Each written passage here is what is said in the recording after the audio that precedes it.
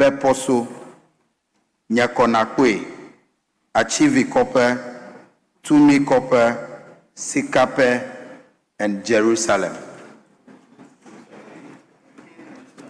Yes, Honorable Deputy Minister.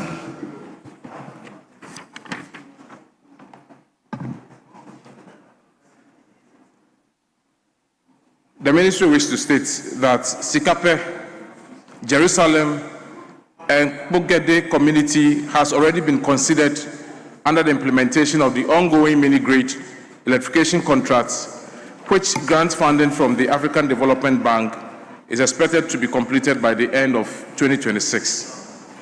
Achieve Kopi, Beposo, Nyakuma Kopi have been earmarked for mini-grid electrification under the next phase of the implementation of the mini-grid program, in accordance with the National Electrification Scheme.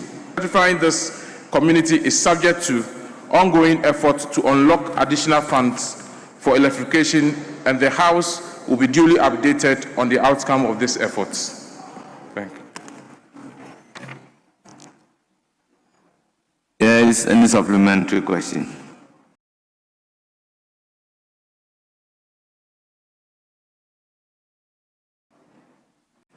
Mr. Speaker, no supplementary question. Thank you very much. This is also constituency specific. We'll move to question number 652, standing in the name of Ebenezer Alumire Ndebila, Member of Parliament for Zebila.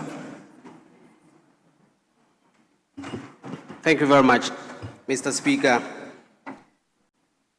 I rise to ask the Minister for Energy and Green Transition when stalled rural electrification projects in the Zebila constituency will be completed.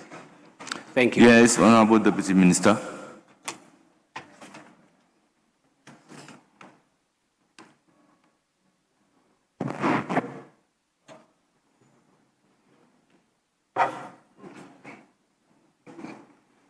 The ministry is undertaking electrification work in 53 communities in Boku West District.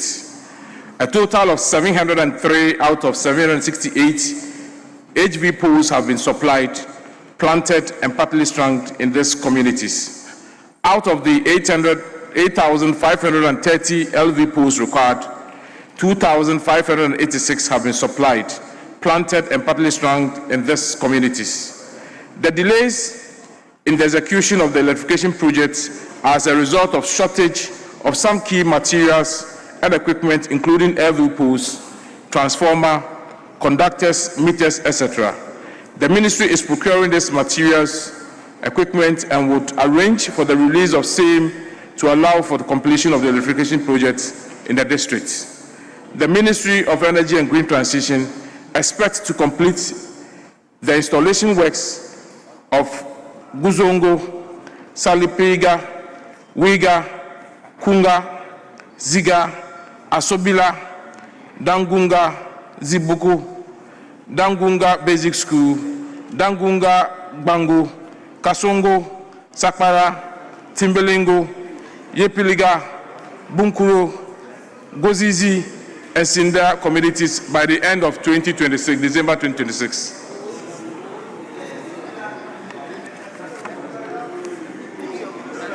Any supplementary question? Honourable Member.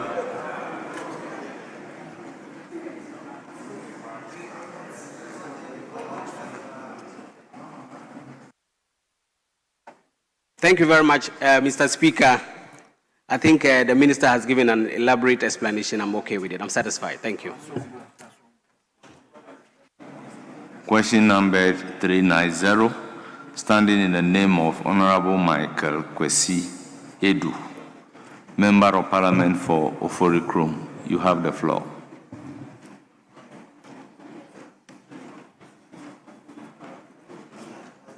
Mr. Speaker, why are you shaking your head? Mr. Speaker. Do you want me to say why?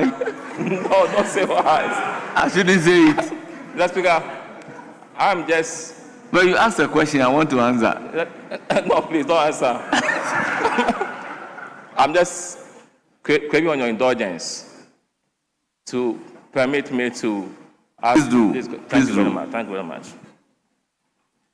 Mr. Speaker, I would like to ask the Minister for Energy and Green Transition how the attempted berthing of MT Marlene Armetrin outside the revised Lakan schedule occurred, and what measures are being taken to prevent such regulatory lapses and future disruptions. Thank you.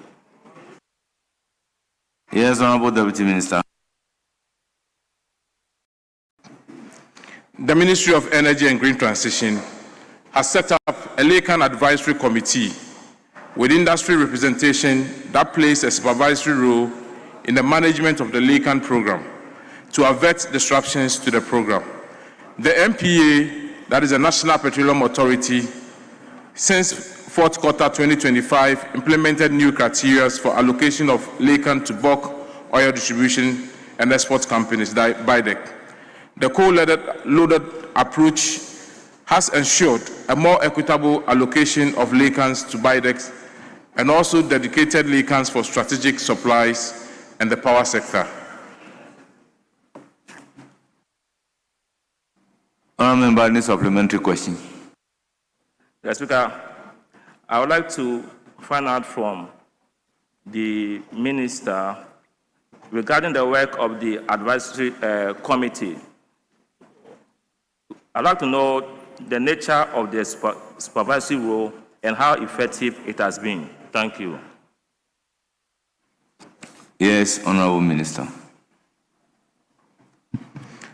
The advisory committee actually has all the stakeholders, that is the BIDEC, the ministry, MPA, and even the oil marketing companies on the committee. So far, since they started working from this last quarter of 2025, their activities and their reports shows that there hasn't been any issue with their operations. So we deem it that they are doing so well since nothing has come up, no complaints have come up since they started working. Yes, any further supplementary question? I think I'm okay with the responses. Very well. We now give the floor to Honorable Stanley Yao Nandaya, Member of Parliament for Wunensi, to ask question number 671. Honorable Member, you have the floor. Honorable members, in the same vein, I will ask that the answer be transmitted and published. We move to question number 391. Standing in the name of Muni Mohammed Nuruddin, Member of Parliament for Narelugu Gambaga. Yes, you have the floor. Thank you very much for the opportunity. Right Honourable Speaker, I rise to ask the Minister of Energy and Green Transition what specific measures the Ministry is taking to solve the persistent power outages in the Narelugu Gambaga constituency.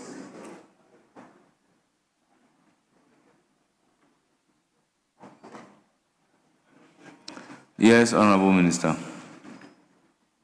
NEDCO, that is a distribution company in charge of the northern area, is aware of the supply challenge in the Narelugu Gambaga constituency. The current instability is primarily due to the security situation within the area, and communities along also have obsolete equipment at the Boko primary substation. Due to high security risk, maintenance team have been unable to perform routine maintenance at the substation or along the line routes, and operational staff in the zone have been relocated for their safety. To address this persistent outage, the following specific measures are being implemented.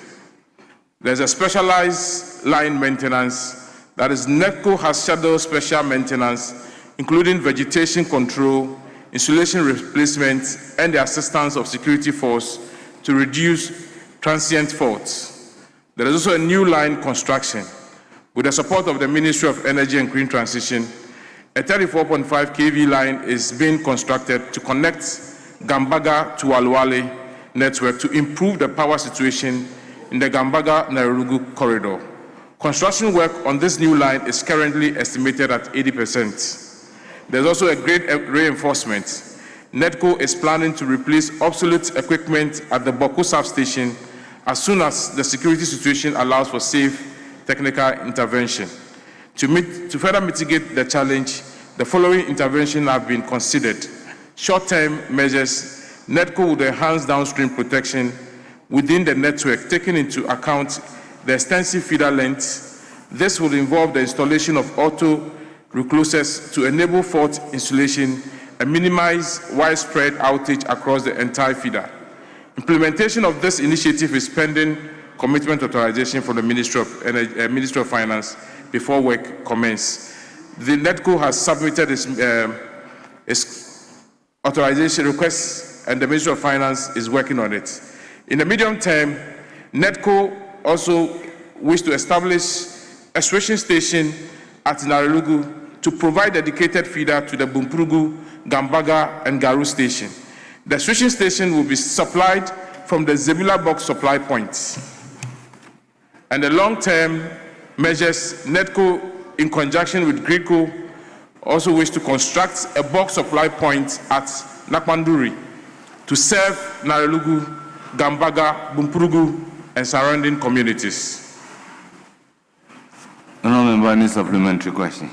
Mr. Speaker, thank you very much. I'm satisfied with the answer. Thank you. Move to question number 540, standing in the name of Honourable Issa Salifu Taylor, Member of Parliament for Takwa, Nswayemu.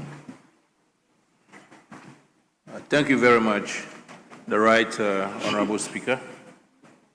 I rise to ask the Minister for Energy and Green Transition when the following communities in the Takwa Nswayemu constituency will be connected to the national grid.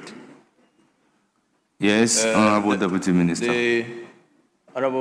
The Right Honourable Speaker, I think I would like to mention the various communities. Very well. Ebusem, Esiesu, Nyamiase, Aglika, Krobofo, Ekrasi, Kwesikrom, Patahon Brenya, and Bipochu. Thank you. Yes.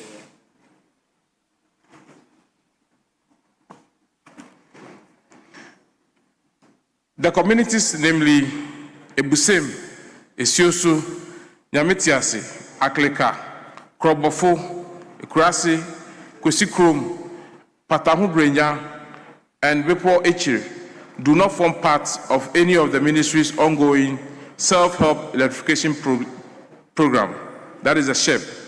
However, the ministry has tasked its consultants to undertake engineering survey in the communities to be considered for connection to the national electricity grid in the subsequent phase of the electrification program when funds are available. I would also want to take this opportunity to urge the Member of Parliament to officially also write and request this committee so that we can add it to the ongoing considerations and expedite action on it. Thank you. Yes, Honourable Member. Thank you, the Right Honourable Speaker. I think the Minister has to come in again because there is no timelines. It's just surprising that, of Honourable course, Member, ask supplementary question. when can the Minister indicate clearly the timelines for such projects? Did you listen to the answer of the Minister? Yes, I did, the Right Honourable They are now going to do engineering work. And the Minister indicated that as a Member of Parliament, you have not also requested. So put in a request. Yeah, so you have not put in your request, yet you want the Minister to give you timeline. The Right Honourable Speaker, I think he said they are going to do I believe the Minister at the end of the day has even given a good advice. I just need the timelines for the engineering work respectfully. So, Honourable Member, when are you going to make a request? I'll make a request next week, but he needs to tell me when the engineering works are going to be started. We move to question number 670, standing in the name of Honourable Emmanuel K. Ntekuni, Member of Parliament for Pru West. Thank you, Mr. Speaker.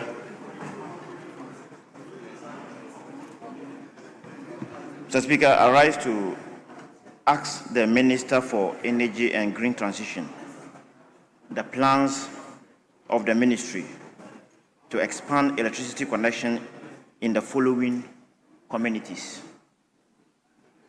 Prime, which happens to be my district capital, Abua, Ajaraja, Biposo, Faumai.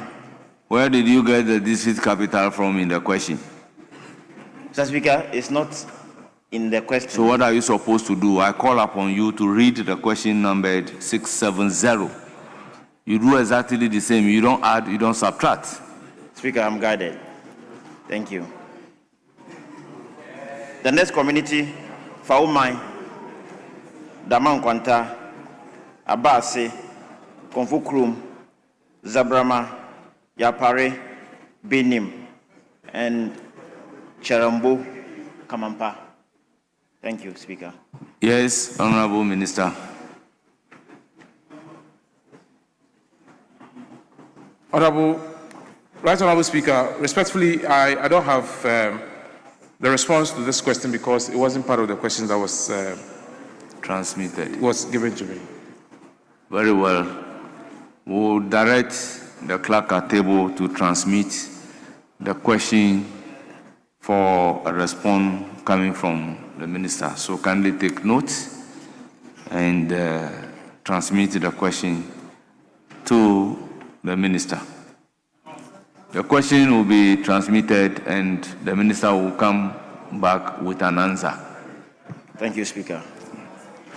We move to question number 576, standing in the name of Ohini Kwame Frimpong, Member of Parliament for Asante Achim North. You have the floor. Honourable members who ask that the answer be transmitted and published. We move to question number 591, standing in the name of Mohammed Issa Bataglia, Sisala East. Yeah, thank you, Right Honourable Speaker. Mr. Speaker, I rise to ask the Minister for Energy and Green Transition the plans of the government to expand electricity to the following communities in the Sisala East constituency: Santijang, Benewisi, Kalakse, Nahadakui, Kapunjan, Talla, Netalo, Kwapun, Wuru, Dindwarejang, Katinia, and 7 other communities. Thank you, Mr. Speaker. Yes, Honourable Minister. The communities, namely Sadijan, Banabisi, Galazi, Nahadinku, Kapunjan, Tanla, Nitalu, Kwampong, Wuru, Dindurajin, Katijenia, do not form part of any of the Ministry of Energy and Green Transition's current rural electrification program in the Sisala East constituency of the Upper West region. However, these communities will be considered in subsequent electrification program when we get the funds available. Yes, any supplementary question? Thank you, Mr. Speaker. Mr. Speaker, not directly, but only to inform Minister that applications have been put in that regard and bill of quantities to have been submitted to your office. We hope that when the funds are available, you consider Sisala East. Thank you. Thank you. We move to question number 593, standing in the name of Mr. Mohammed Issa Bataglia. Thank you, Mr. Sisala Speaker. East. Mr. Speaker, I rise to ask the Minister for Energy and Green Transition the status of work on the Baby Esbale and Common Rural Electrification Project. Thank you, Mr. Speaker. Yes, Honourable Deputy Minister.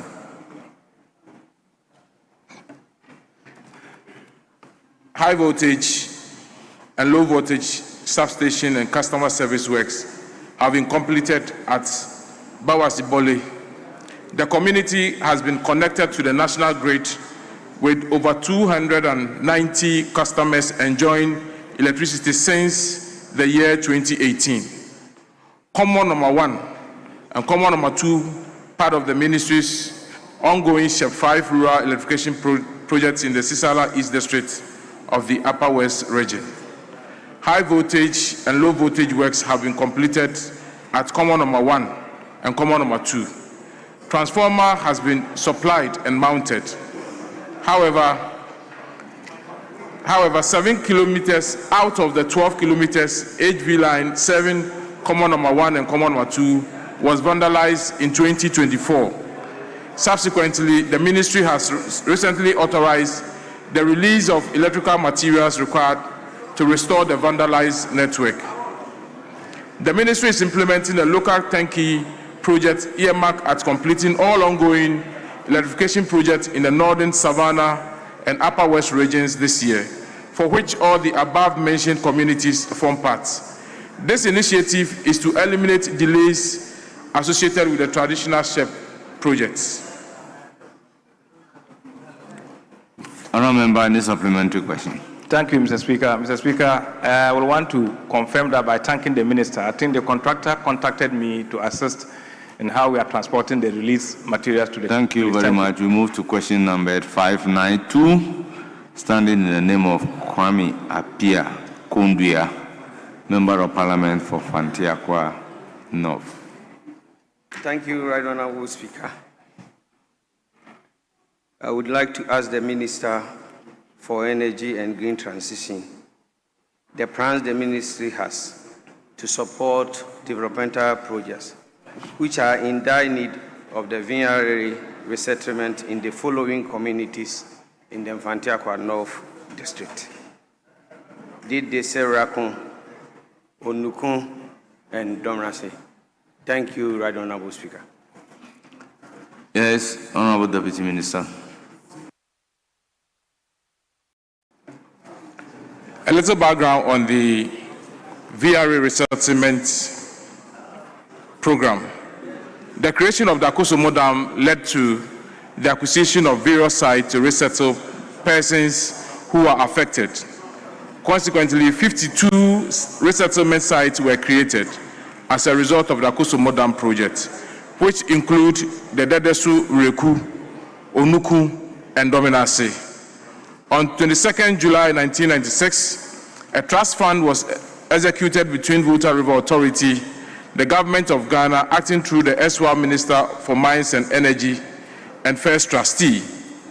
The trust deeds established the Volta River Resettlement Trust Fund, and it was established to carry out social and welfare projects and other needs for the benefit of the Volta resettlement communities. Annual contribution of CD equivalent of 500,000 United States dollars is made to the fund by the Volta River Authority. Since 1997, the fund has supported the Dedesu, Reku, Onuku, and Dominase resettlement township with various development projects in the area of education, health, sanitation, water, electricity, and security, among others. Upon reconstitution of the Board of Trustees of the fund, it is envisaged that the fund could consider supporting Dedesu, Reku, Onuku, and Dominase communities with the following proposed projects, subject to the availability of funds and equitable allocation of funds among the 52 VRA resettlement township approved by the managing trustees of the fund based on need assessments. The town Dedesu, Reku, there's a proposed project that is assistance in the construction of housing units for the Ghana Police Service. The proposed period is between 2026 to 2028. For Onuku, there is rehabilitation of a kindergarten and 6-unit classroom block, and the project is to be undertaken between 2026 to 2027. Dominase, the proposed project is to help them with a water project, is an assistant in a water project, and the period for consideration is 2027 to 2028. However, Mr. Speaker, these communities have actually benefited so many have benefited several projects under the resettlement. And if you look at a community like Dedesu, they have had drilling of boreholes, rehabilitation of 5-unit toilets, rehabilitation of primary school, supply of school furnitures, construction of kitchen and baths, supply of solar power electrification, district water program, renovation of schools, construction of JHS, construction of community center, reshaping of roads, drilling of four boreholes, repairs of works on community center, supply of furniture for schools, and a lot of it. If I go to the next community, that is Onuku, their school building has been re-roofed in 1998, rehabilitation of the school in 1998, construction of KVIP 2002, construction of 3 units and 1 3-seater KVIP 2003, and recently construction of a 6-unit teachers accommodation in 2013. For Dominasik, the most recent project that was undertaken was a rehabilitation of a JHS and primary school block. That is in 2013. And the previous years, they have had no less than 14 projects undertaken. Thank you. Now, members, any supplementary? Ready so, Mr. Speaker. My supplementary question to the minister is that because MPs in the resettlement, not all MPs in the resettlement communities are on your trust fund board, will your ministry consider to hold annual meetings with all MPs who have resettlement? One member file a new question that cannot be a supplementary question. Right, Honorable Speaker, let me reframe the supplementary question.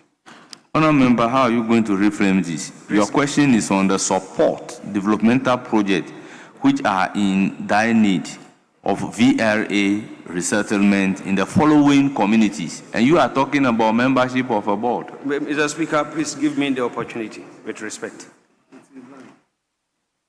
What I'm seeking to ask the minister, the supplementary question that I'm seeking to ask the minister, is to know whether the MPs in the resettlement communities going into the future. Honorable member, question is overruled. I have no option, Mr. Speaker. Thank you. Very well.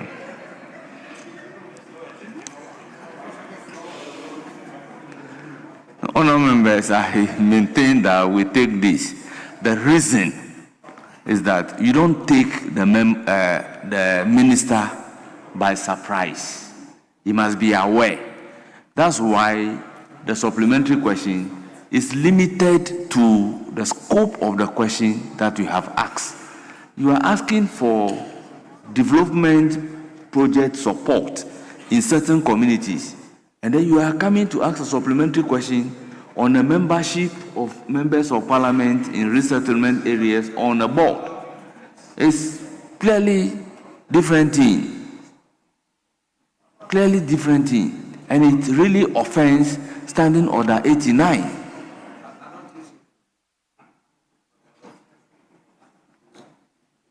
The rules are clear that when a person presiding is speaking, you listen to the person in silence. It's even disorderly on your part. If you are doing the wrong thing and you are being corrected, then you think you are right. You can ask your seniors whether that is done.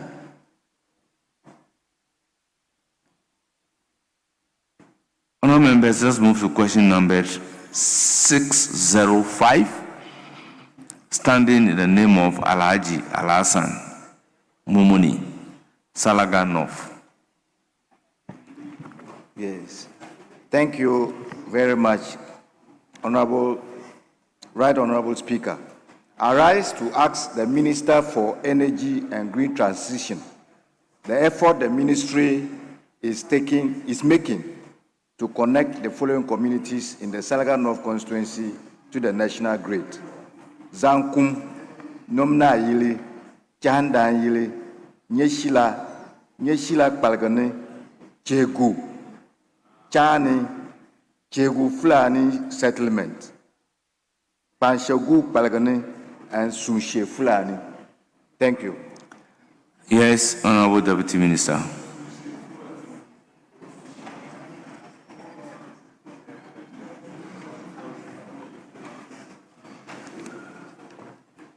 The Zagum, Chandalyili, and Nyashili communities form part of the ministry's ongoing cost-sharing projects in the Northeast Gonja district of the Savannah region.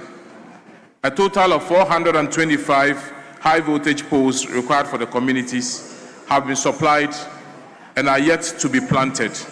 Most of the necessary pole top materials have all been delivered. Additionally, 185 low-voltage poles required for the project have been supplied and installed in the communities. Most of the pole top accessories have been provided, and the conductor stringing has been completed in the above-mentioned communities. With regards to the communities of Nomna Yili, Nyenshili Kpalguni, Chihigu, Shani, Chihigu, Fulani Settlement, and Shenj Fulani, they are not recorded in the ministry's documents. However, it was observed that some level of work has been undertaken in these areas by the sponsor, that is the MP, using part of the materials originally released for the above-mentioned communities. For example, installation works for both the LV and HV network, together with transformer, has been completed at Nomnaili and Shani. LV work has been completed at Shishigu Fulani Settlement and Sunji Fulani communities. The ministry is implementing a local turnkey project earmarked at completing all ongoing electrification projects in northern Savannah and Upper West regions this year, for which all the above-mentioned communities form part. This initiative is to eliminate delay associated with the traditional share project. So under this initiative, the communities will be attended to. Any supplementary question? Yes, right, Honorable Speaker. The Numna Yili, Chani, and Banshegu Palgane communities have indeed been completed by my support, awaiting meters. Can the minister assure us when we will get meters to be able to connect these communities as soon as practicable? Honorable Minister. The ministry has just received some meters. So as part of the ongoing turnkey projects, we would expedite work within the communities. We'll give it the needed attention and will not wait for the contractor to take his own time. So, Honorable Member, be assured we would attend to it. Any further supplementary? Thank you, Right Honorable Speaker. We then move to question number 606, also standing in the name of Alhaji Al-Hassan Mumuni. Thank you, Right Honorable Speaker. I rise to ask the Minister for Energy and Green Transition the plans the ministry has to connect the following communities to the national grid. Banvim, Komlanyili, Ka, Changuni, Defisa, Kijipulari, Dungoni, Batieni, Chana Yili, Epuna Yerma, Palang, and Ruandogo Botwo. Thank you. Honorable Minister. The above-mentioned communities do not form part of the ministry's ongoing electrification projects. However, as I earlier indicated, the ministry is currently undertaking an ongoing turnkey projects for local turnkey projects. Besides, as part of the ministry's commitment to electrifying 4 regions, which the Savannah region is part of it, these communities will be considered when that project starts. Yes, any supplementary question? No supplementary. Thank you. Thank you very much. Honourable members, statement time is ended. On your behalf, I thank the Honourable Deputy Minister for Energy and Green Transition for attending upon the House to respond to the scheduled questions. Accordingly, you are hereby discharged. Once again, thank you for coming. Yes. Right Honourable Speaker. In fact, you mentioned a statement time, but I think it's question time. I mentioned question time, statement time. Yes, please. Thank you for correcting me. Thank you. Thank you very much. Honourable members, question time is ended. And Minister, we are grateful to you for attending upon the House to respond to your questions. Yes, Majority Leadership Bench. Mr. Speaker, we are to do legal education reform bill, page 916.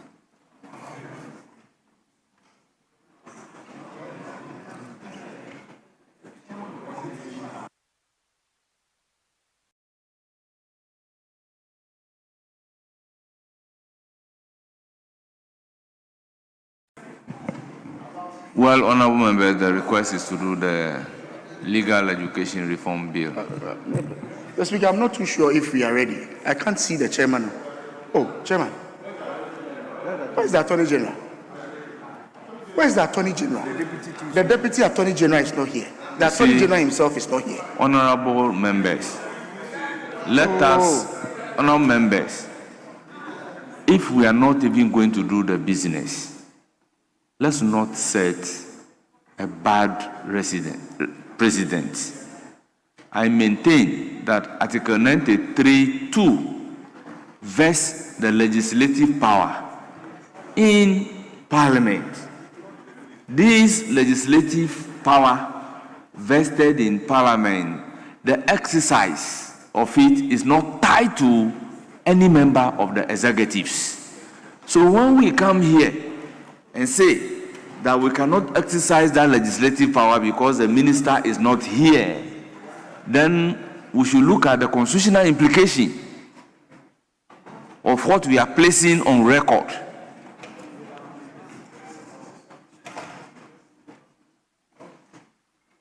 So, does it mean if a minister is not in this house, we cannot make law?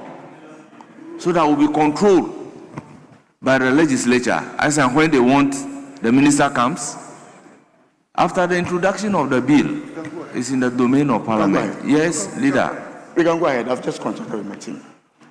Thank you, Mr. Speaker. Let's do a few clauses as we discuss at conclave today.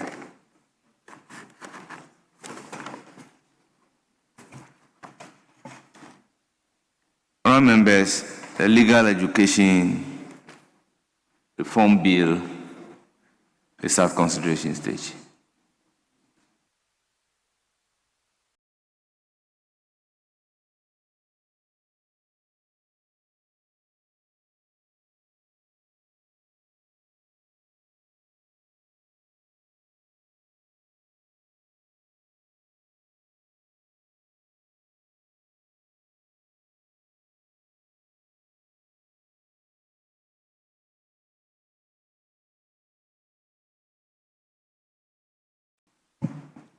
Yes, clause 25.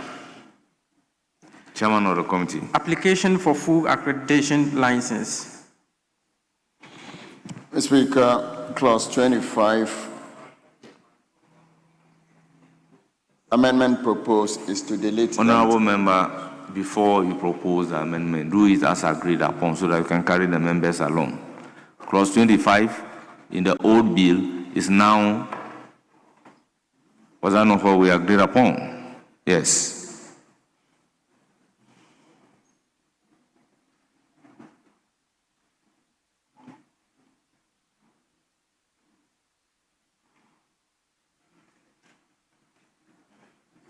Mr. Speaker, rather, clause 25 in the original is the same as what is advertised. The difference, rather, is with the winnowed version. Yes.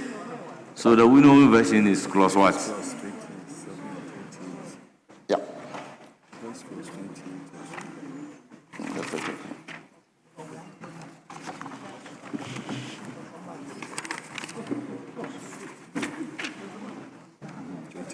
Yep. So the winnowed version, Mr. Speaker, is actually 27. Mr. Speaker, what we did was to collapse 24 25 and merge it with 24. Yes. And so the reason we are deleting 25. So the so new what rendition. you have to say is that Yes, clause the new 25, the original version. The new rendition. Because you are deleting it and in its entirety. You won't find it in the winnowing version. Very well. So the new rendition will be application for full accreditation license. A university that is issued with a provisional accreditation license shall, within 2 years after the issue of the provisional accreditation license, apply for a full accreditation license from the council. Honourable Member, are you reading from page 9? I'm reading from page... Clause 25, amendment proposed, delete. We deleted, merged the 25 and 24 together, and that's what I'm reading from the... So you moved the amendment... The Winnow version, 27. Yes, so you move the amendment here, so that we put a question on it, which will indicate that clause 25 has been deleted. Yeah. Then when you move to the next clause, then you move amendment on clause 27. Very well. So Very well. propose the amendment as per number 1. 25 deleted, 27. Now, members, the proposal before us is that clause 25 be deleted. It is for the consideration of the House. Chairman, is that not the amendment? Yes, Mr. Speaker. Yes, it's for the consideration of the House. Mr. Speaker, I'm getting a bit confused because the revised bill that we've been using ever since has 25, but I don't know when this merger of 25 and 24 came about. So I'm holding the one we've been using all along. That has clause 25 and clause 24. So I'm kind of confused, so please kindly educate me further. Honorable Kinsinya, could you have the original bill? They've all been made into 27. Speaker. So the original 25. The original 25 is being proposed to be deleted. And 25 are now merged as 27. 20. No. Yes, so the merger will be in the new, in the winnowing committee's document. Absolutely. But your proposal here, yep, that clause 25 be deleted, yes, is to the original bill. It's the original. That's why I was urging upon you to move the amendment as captured by the order paper. Yes. So, Mr. Speaker, under clause 25, captured under the order paper is to delete 25. Yes. So that is for the consideration of the House. Honourable members, in the absence of any further consideration, I will put a question. As many as are in favor of clause 25 being deleted, say aye. Aye. Those against, say no. The ayes have it. The amendment is carried. Clause 25 is ordered to be deleted. Yes. Amendment aye. Chairman of the committee. Mr. Speaker, clause 27 add the following new clause. Indeed, Mr. Speaker, clause 27 has been taken already a few days ago, and the minutes will bear that out, and a question taken on that. And so we could... I don't know why it should still appear on the other paper.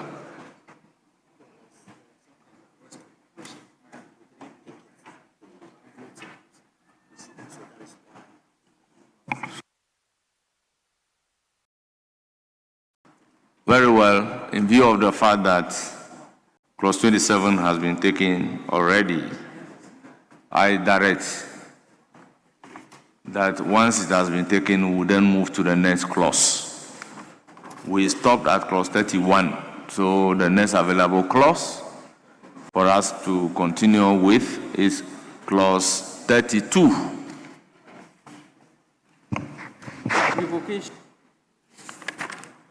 Revocation of accreditation license.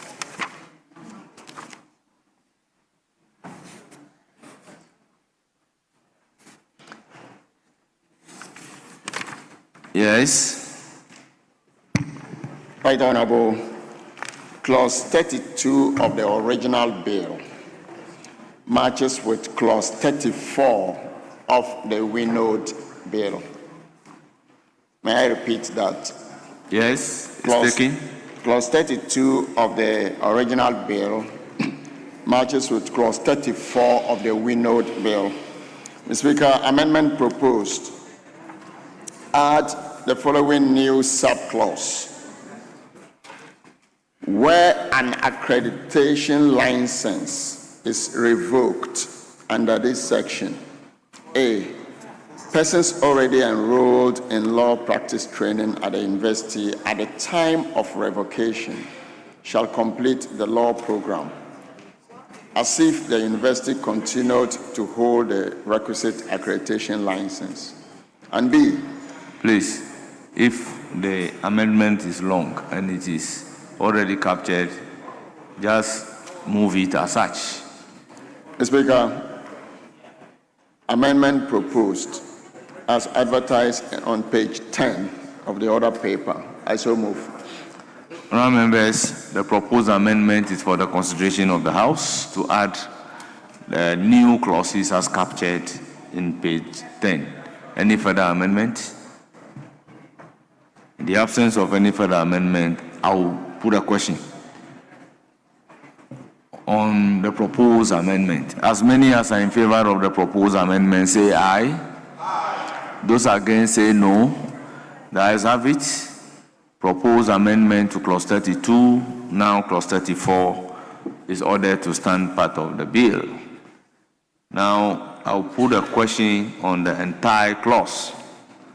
As many as are in favor of clause 32, now 34, standing part of the bill, say aye.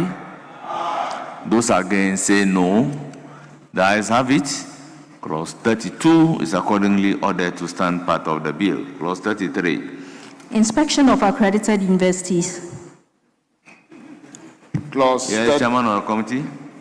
Clause 33, Mr. Speaker, on the original document and 35 of the Winode document. Mr. Speaker, amendment proposed. Subclause 1, delete and insert the following clause as advertised on page 10. I so move, Mr. Speaker. Yes, honorable members, it is for your consideration. Any further amendment? In the absence of any further amendment, I'll put a question. As many as are in favor of the proposed amendment to clause 33, say aye. Aye. Those against say no. The ayes have it. The proposed amendment is ordered to stand part of the bill. Yes, Chairman of the committee, amendment numbered VI. Mr. Speaker, VI. Very well. This is an amendment in favor of the minority leader, Honorable Alexander Kwamina Afenyo-Markins.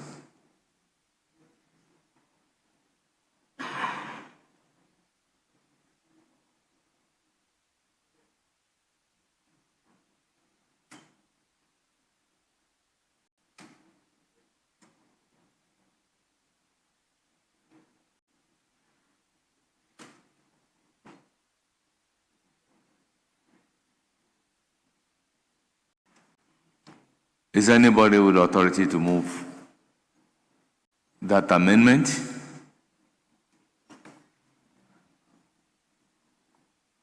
What's the decision of the Winode Committee?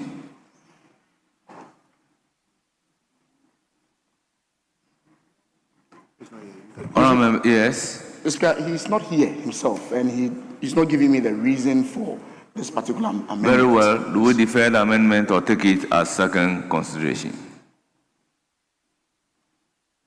Yes, Chairman of the committee.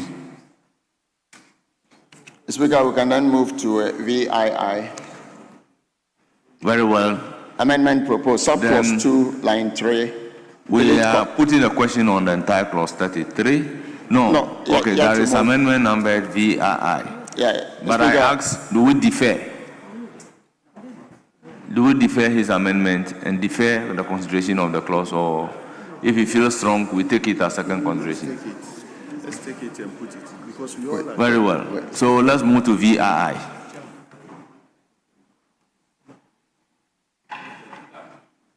Yes. Mr. Speaker, regarding the amendment proposed by the venerable leader of the House, I mean, our side, the minority leader, I think that it is an amendment that is ready to be considered. It might be part of the bill.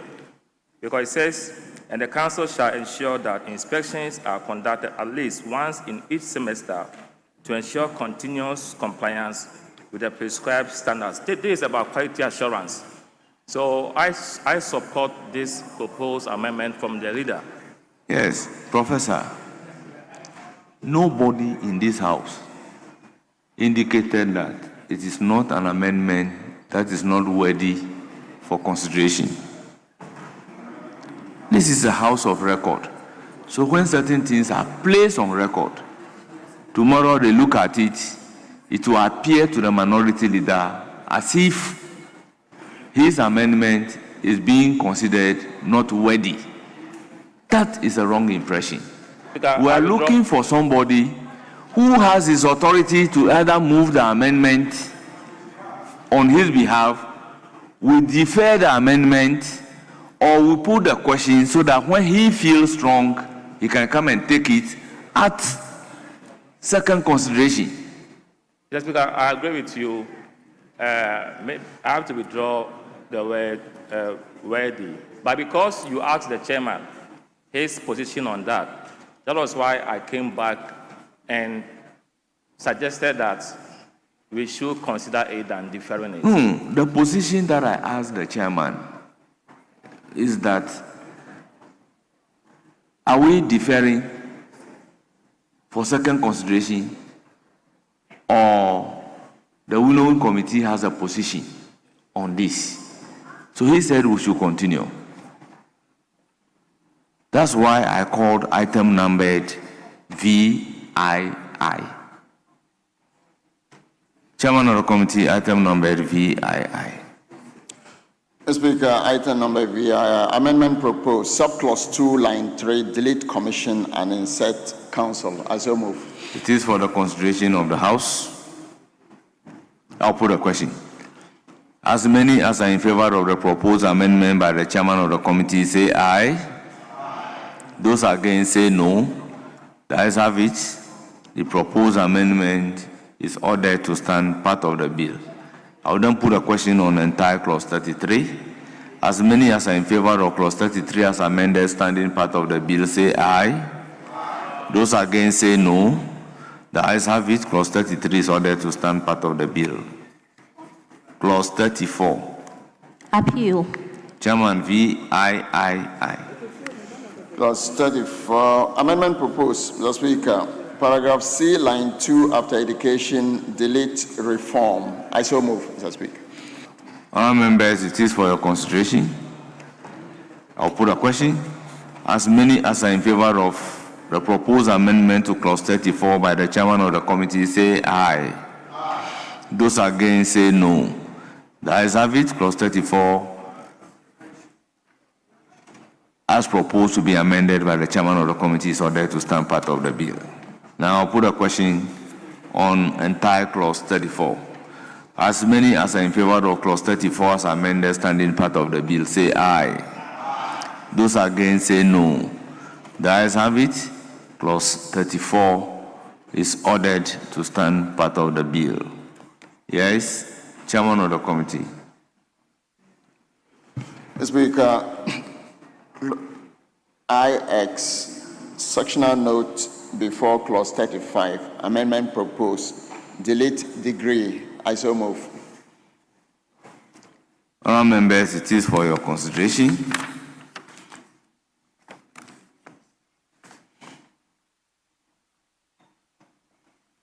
Honourable members, I'll put a question. As many as are in favor of the proposed amendment to the sectional notes to delete degree, say aye. Those against, say no. The ayes have it. sectional note as amended is ordered to stand part of the bill. Clause 36.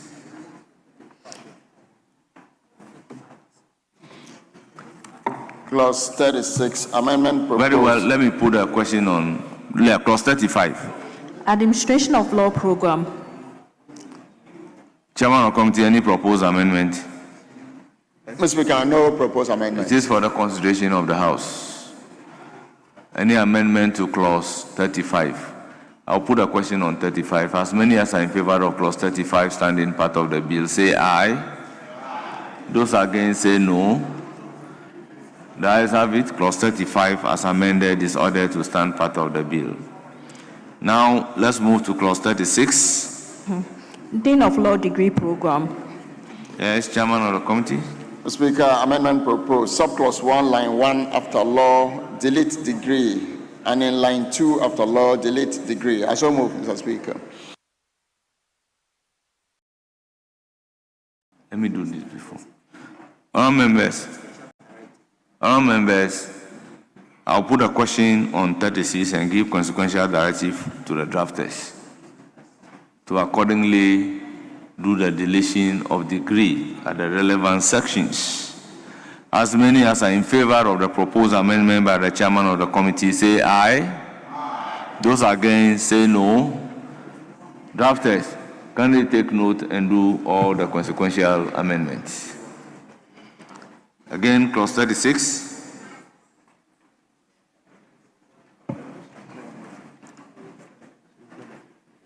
Clause 36. It's also consequential.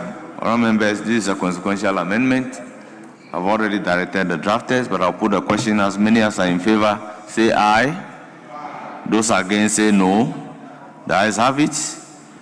The proposed amendment is ordered to stand part of the bill. Same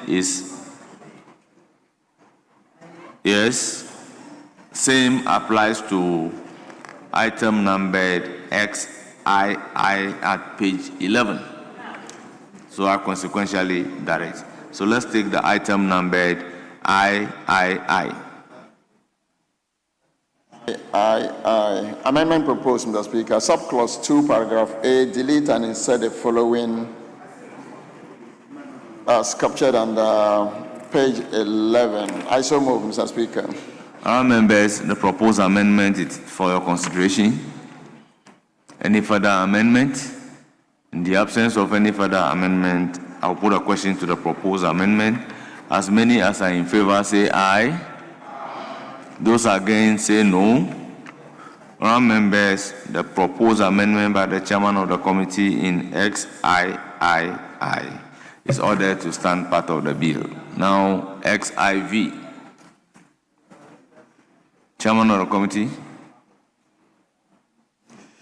Speaker, amendment proposed. Subclause 2, paragraph E, delete Ghana Bar Association and insert bar. I so move, Mr. Speaker. It is for the consideration of the House.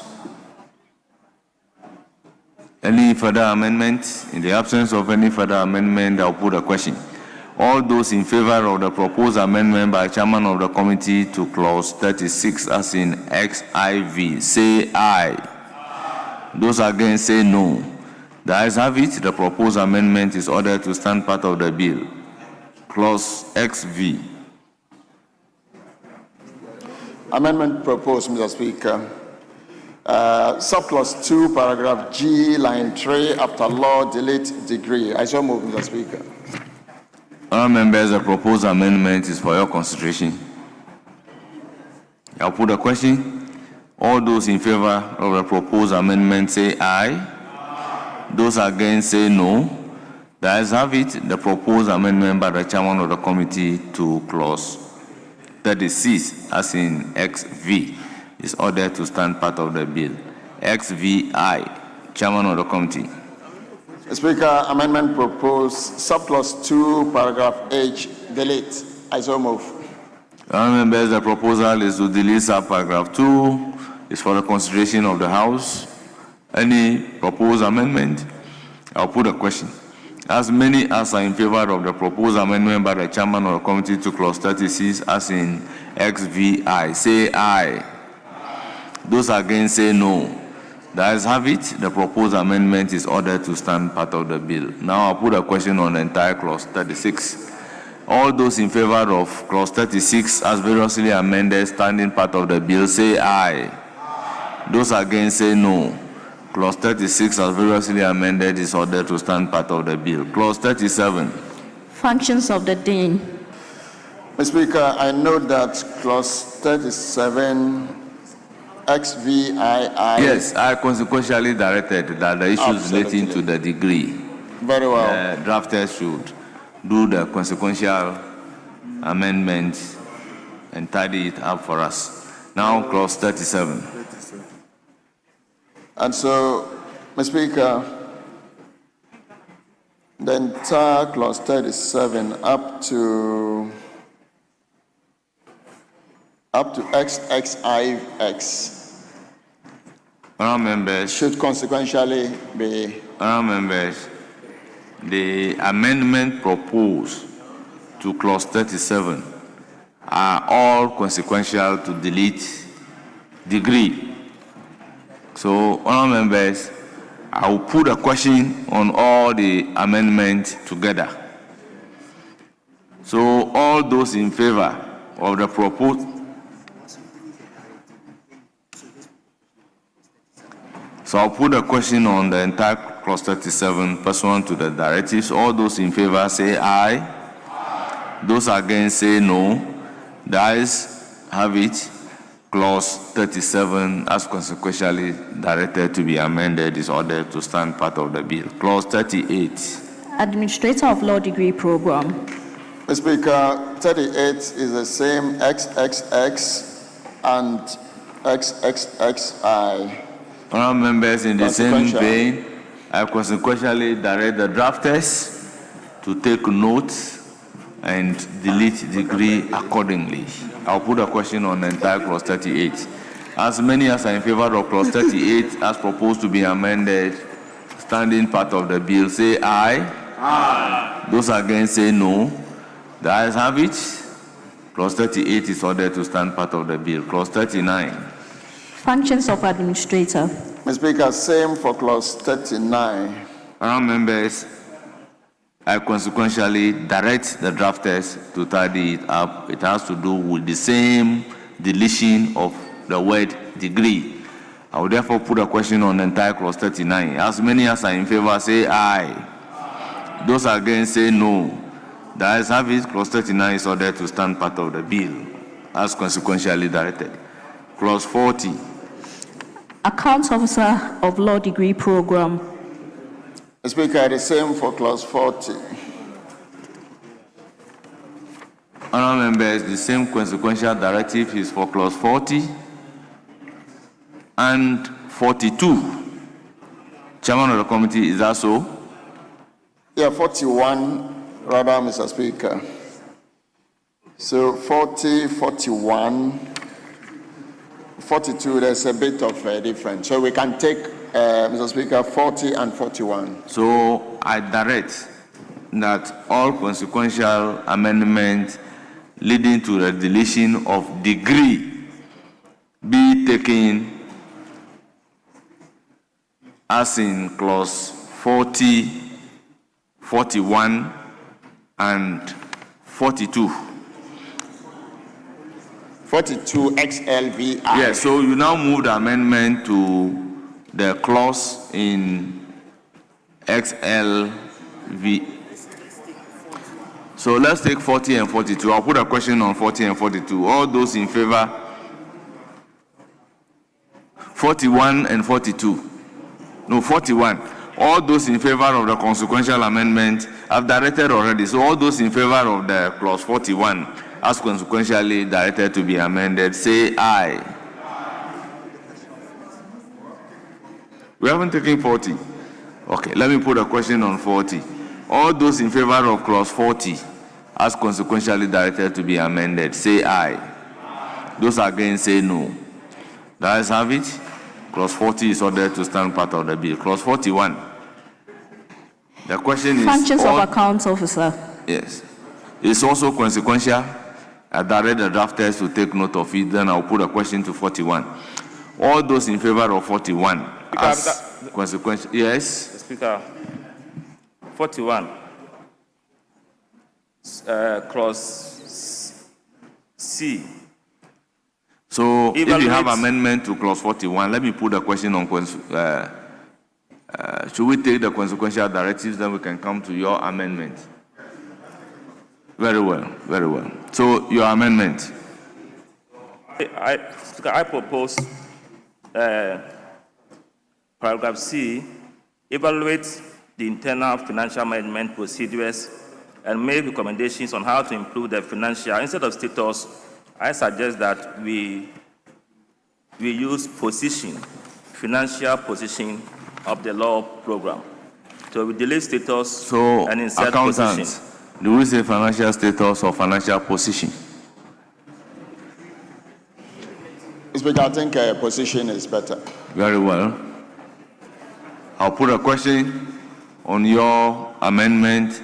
All those in favor of the proposed amendment by Honorable Kingsley Nyako say aye. Those against say no. The ayes have it. The proposed amendment by Honorable Professor Kingsley Nyako is ordered to stand part of the bill. Should I put a question on the entire clause 41 now? All those in favor of clause 41 as variously amended standing part of the bill say aye. Those against say no. The ayes have it. Clause 41 is ordered to stand part of the bill. Clause 42. Records of Law Degree Program. Speaker, we have already done XLVI, so we'll do XLVII. I consequentially direct that the amendment to XLVI be taken by the drafters. Yeah. So we will do XLVII. Amendment proposed, Mr. Speaker, subclause 1, opening phrase, delete a person in charge of the law degree program of a university and insert a university that runs a law program. I so move, Mr. Speaker. Members, I'll put a question on the proposed amendment, except any member has a further amendment. All those in favor of the amendment proposed by the chairman of the committee say aye. Those against say no. The ayes have it. The proposed amendment by the chairman of the committee is ordered to stand part of the bill. Yes, chairman of the committee. Mr. Speaker, the remaining amendments for 42 are all consequential as you directed earlier. Drafters kindly take note and do the consequential amendments. Honourable members, any further amendment to clause 42? I'll put a question. As many as are in favor of clause 42 standing part of the bill say aye. As many as are in favor of clause 42 standing part of the bill say aye. Those against say no. The ayes have it. Clause 42 is ordered to stand part of the bill. Yes, LI, sectional note. Speaker, sectional note, same consequential directive from you. I'll put a question on the sectional note. As many as are in favor of the sectional note before clause 43 say aye. Those against say no. The ayes have it. The sectional note before clause 43 is amended. It's ordered to stand part, as amended, is ordered to stand part of the bill. Yes, LII. 43. Speaker, clause 43. Admission, examination, and entrance standards. Speaker, amendment proposed. Subclause 1, delete a person in charge of the law degree program of a university and insert a university that runs a law program. I so move, Mr. Speaker. The proposed amendment is for the consideration of the House. Honourable members, any counter proposal? I'll put a question to the chairman's amendment. All those in favor of the proposed amendment by the chairman of the committee to clause 43 say aye. Those against say no. The ayes have it. The amendment proposed by the chairman of the committee is ordered to stand part of the bill. Clause LII, 43. Mr. Speaker, subclause 2, paragraph B, delete and insert the following. Has a a first degree. I shall move, Mr. Speaker. It is for the consideration of the House. Honourable members, any further amendment? In the absence of any further amendment, I'll put a question to the proposed amendment by the chairman of the committee to clause 43 as in LIII. Those in favor say aye. Those in favor say aye. Those against say no. The ayes have it. The proposed amendment is ordered to stand part of the bill. Yes, LIV. Mr. Speaker, amendment proposed. Add the following new subclause as advertised on page 16. Yes, this is in the name again of the minority leader. So, as usual, yes, if you have the authority. No, Mr. Speaker, just like we did the other one. We don't have authority, so we very well. Can be taken as a second question. So I'll put a question on entire 43. As many as are in favor of clause 43 as variously amended, standing part of the bill, say aye. Those against say no. The ayes have it. Clause 43 as variously amended is ordered to stand part of the bill. Clause 45. 44. Non-discriminatory admission measures. Mr. Speaker, no advertised amendment. It is for the consideration of the House. Honourable members, any proposed amendment to clause 45? I'll put a question. Oh, it's to 44 rather. 44. Honourable members, any proposed amendment to clause 44? In the absence of any proposed amendment, I'll put a question to clause 44. As many as are in favor of clause 44 standing part of the bill, say aye. Those against say no. The ayes have it. Clause 44 is ordered to stand part of the bill. Clause 45. Admission measures for persons with disability. Mr. Speaker, no advertised amendments. It is for the consideration of the House. Honourable members, any proposed amendment? In the absence of any proposed amendment, I'll put a question. As many as are in favor of clause 45 standing part of the bill, say aye. Those against say no. The ayes have it. Clause 45 is ordered to stand part of the bill. Clause 46, Chairman of the Committee. Curriculum for Bachelor of Laws degree program. Mr. Speaker, it's also by Honorable Alexander Kwame Apenya-Markin. Very well, by the same implication. Then LVI. Very well. Let me put a question on 46. As many as are in favor of clause 46 standing part of the bill. Yes? Thank you, Mr. Speaker. In addition to the amendment from the minority leader, I'd like to propose a further amendment. Since GTEC is in charge of, since GTEC 46, the curriculum for bachelor, no, in addition to the minority leader. Has the amendment of the majority leader been carried? But we are different. Why are you proposing amendment to majority leader's amendment that has not been carried? No, not to his. This one is to a separate one to the 46. So why is it addition to the minority leader's amendment? Okay, so it's not addition to that of that, but it's rather I'm proposing an amendment to 46. Yes. 1. Yes. Okay, since GTEC is in charge of the National Qualification Framework, I propose that we insert where you say the council shall, in consultation with accredited universities, develop a comprehensive curriculum for Bachelor of Law degree program. I propose that we insert the council shall, in consultation with GTEC and accredited universities, develop a comprehensive curriculum for a Bachelor of Law degree program. I shall propose. Honourable members, did we agree that instead of universities, we use institutions? So that is consequential. So drafters, take note. Wherever you see universities, appropriately substitute institutions. Yes, the amendment is for your consideration. And let me place on record that The proposed amendment to 46 is 48 in the Winnowing Committee document. Yes. Chairman, is that not 48? That is a curriculum for Bachelor of Law. That's a minimum requirement for Bachelor of Law degree. Yes.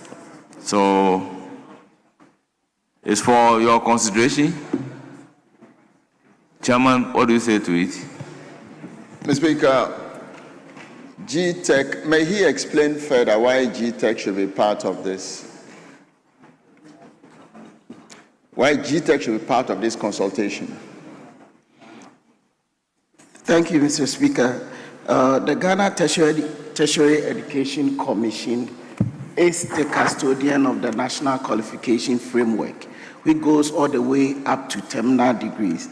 This one is a law program which will be leading to law practice. And I believe that GTech cannot be taken out of this curriculum that will be developed for law programs. That's why I'm suggesting that we make sure not only the universities, but GTech has to have its approval of the law program. I shall submit. Yes, Chairman of the committee. Well, Mr. Speaker, it's consultation anyway. Is it the case that in the bill... We can add as many as we want to consult. Is it the case that in the bill you stated somewhere that the council shall, in collaboration with GTech,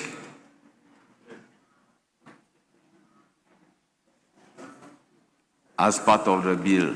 I'm just trying to look for it. Mr. Speaker, I've not cited any. My comfort is just because it's consultation.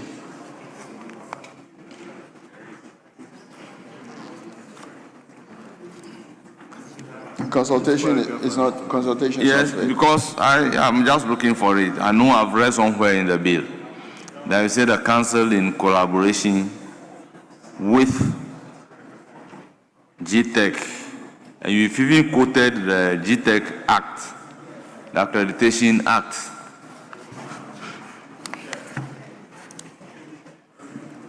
So for consistency's sake. In which case, it's not fatal to add GTech, isn't it?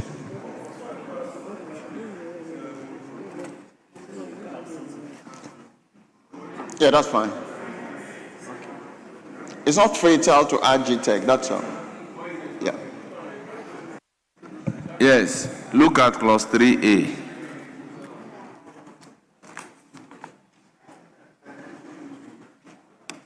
Yes, accredited institution to provide professional legal education and training in the country in accordance with paragraph B of subsection 3 of section 8 of the Education Regulatory Bodies Act. No, this is the Education Regulatory Bodies Act.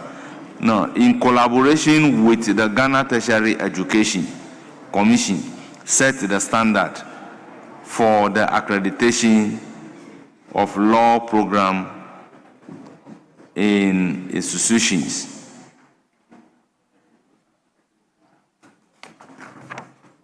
Well, yes. All members, I'll put a question and direct the drafters to put it in proper perspective. Yes, Honorable Dr. Kabiru.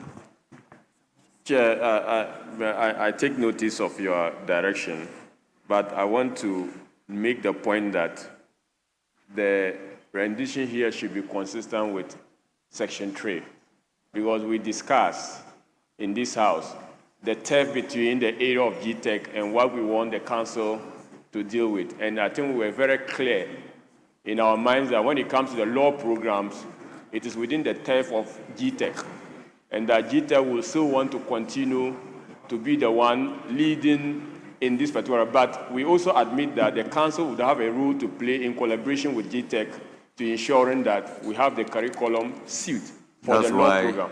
I want to put a question on his proposed amendment and allow the drafters to put it in a drafting language for us. Chair, because of the element of the use of the word in collaboration, for consistency's sake, yes, they will go and check the relevant clause. Yes. And then The drafters. Chairman, just to note that the mention of accredited universities here is a bit problematic for me. That's just because that's why I'm just asking for consistency with Section 3, as previously agreed to. Thank you very much.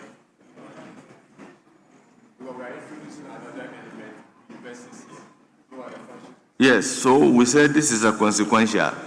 The universities will be replaced by institutions. Universities will be replaced by institutions, consequential. Is that not it? Maybe do your rendition again so that members can follow you.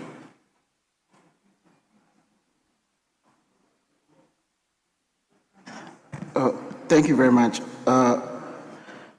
Mr. Speaker, the reason why in developing curriculum, we have to be mindful of the order. That one we agree on the principle. We agreed, okay. Just come out with your rendition, okay. Yes.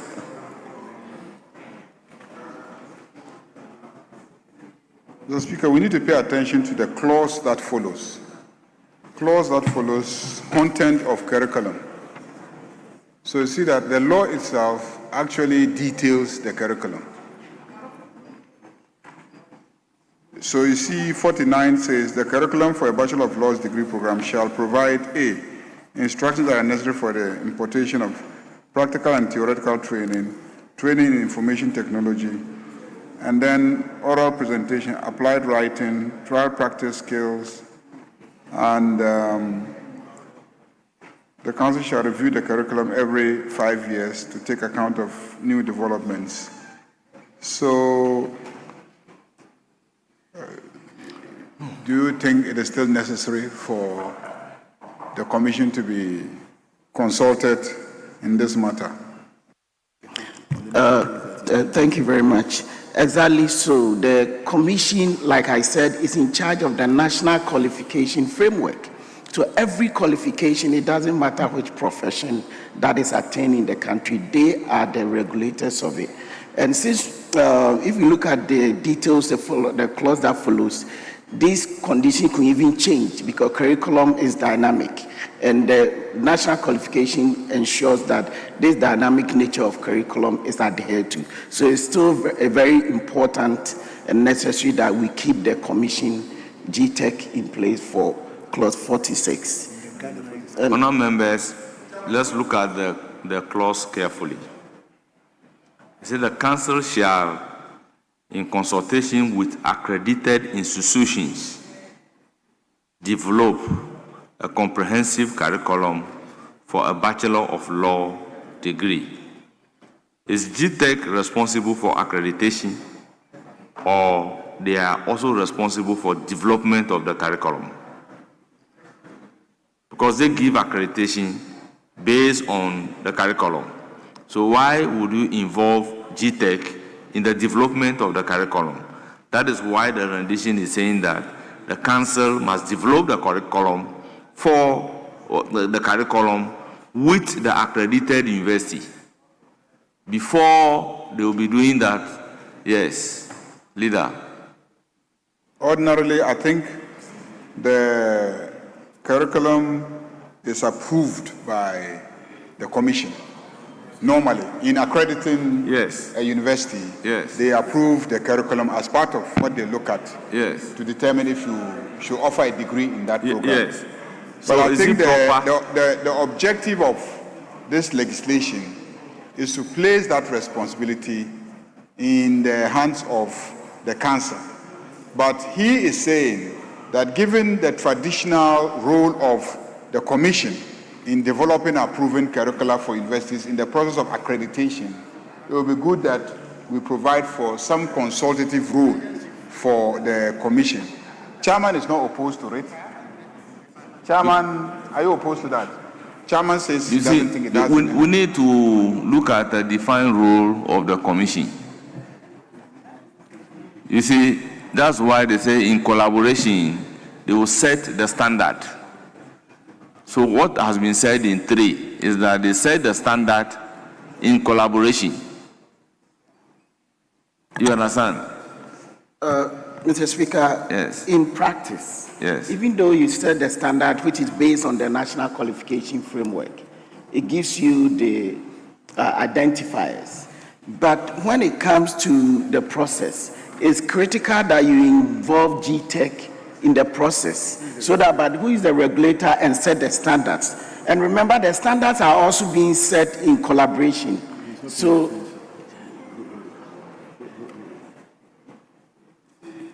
I'm not an educationist, but with my knowledge in the passage of the Education Regulatory Bodies Act, they set the standard. You go and develop your curriculum in line with the standard, and they would give an approval. Now, if the GTEC is now going to develop the curriculum with them, so how can you develop the curriculum with them and again be an inspector? Speaker. Yes, let me hear Honorable Kingsley Nyako, and I'll come to Honorable Nochu Kotui. So, Speaker, normally what happens is that I just step out briefly. The standards and the frameworks are determined by the regulators. So we give opportunity to the institutions to develop the curriculum based on those standards. Yes. That's how it is done. Yes. Because as a regulator, you can't come up with the curriculum. You only give the guidelines and the indicators, and you expect the faculties to follow the standard to prepare the curriculum so that you can judge them based on that. That's how it is done in the process. Yes, that is why I'm of the view that if you carry his amendment, GTEC is going to be a judge in their own course. I didn't hear his amendment, but he said that the development of the curriculum should be in collaboration with GTEC, or it should be in consultation with GTEC. Whilst GTEC has set the standard, GTEC must use the standard to judge. To judge the curriculum, whether there's but now GTEC is now going to be involved in the development. No. Is that how it's done? Mr. Speaker, how will GTEC know that the standard that has been set in 3B is consistent with the standard? Then in that case, they submit for approval. Please, we will have to. Yes, so let me hear from Honorable Kotui. So then we have to go further to. Okay. Let me hear from Honorable Kotui. Thank you very much, Mr. Speaker. Mr. Speaker, as said earlier, GTEC is involved in setting the standards. And when the standards are set, the various institutions draw their own curriculum. And before accreditation is given, GTEC has a team that will review the curriculum that is presented by the various institutions. So you cannot set the standards, prepare the curriculum, and then approve for the institutions. So it doesn't go that way. We will leave GTEC out at this level. Mr. Speaker, that is how it is being done. Yes, so Honorable Chair Samoa, if you are not convinced, propose your amendment. Let me put a question. Leader. I get the sense of the direction from the Speaker. If you still insist that the Commission should play a role, then we can only reinforce the role of the Commission in accreditation, in certain standards. Is that okay? Pardon? No. Leader, so listen carefully. Leader, yes. By this act, the Commission is by law mandated to set the standard and approve the curriculum. But this clause is saying that the council shall, in consultation with the institution, develop the comprehensive curriculum, which comprehensive curriculum must meet the standard set by GTEC. Then they approve.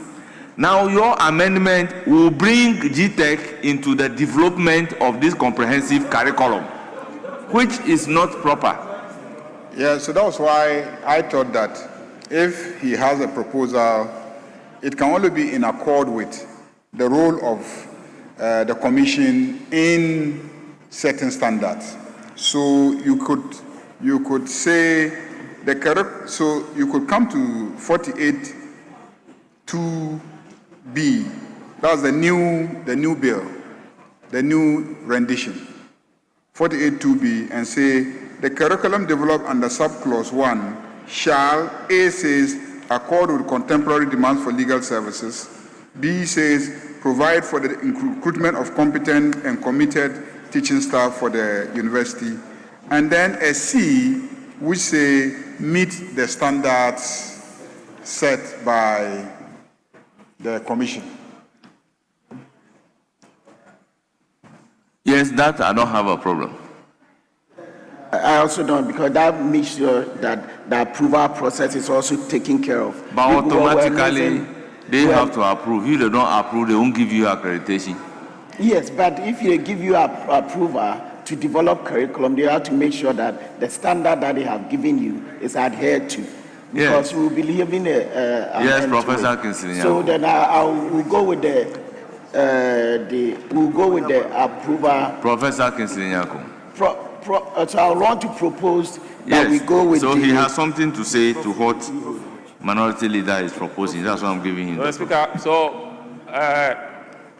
when the curricula are approved by the regulator, to ensure that those standards are met, there are periodic audits and institutional visits to ensure that there is compliance. The inspections? Yes, because when I was at NAB, now GTech, we had academic audits, okay? And we have periodic visits to ensure that the curricula or curriculum are or is implemented according to guidelines and standards that are set. That is how you can ensure that there is compliance. You cannot just have the curriculum without doing anything. So there are institutional measures that we put in place to ensure that all these things are done. But a regulator preparing a curriculum at the same time, I mean, it doesn't work. It's not the right way to go. Thank you. Yeah, I think the proposer has agreed and you intend to drop your proposed amendment. So I dropped the proposed amendment in 46A and provided and go to 46 to add an additional subclause, as was also suggested by the majority leader, to make sure that GTEC's approval process is not left out. So what will be the rendition? So we now have C. So C, add C to 46 to, no, 42. In the window document, that is what is 48, but I'm going with the actual bill, which is 46. 46 to C. So C, so we are adding C to set by GTEC. The council, so since they are in collaboration, I'm fine with it. Meets the standards set by the council and the commission, since the commission is defined in the interpretation.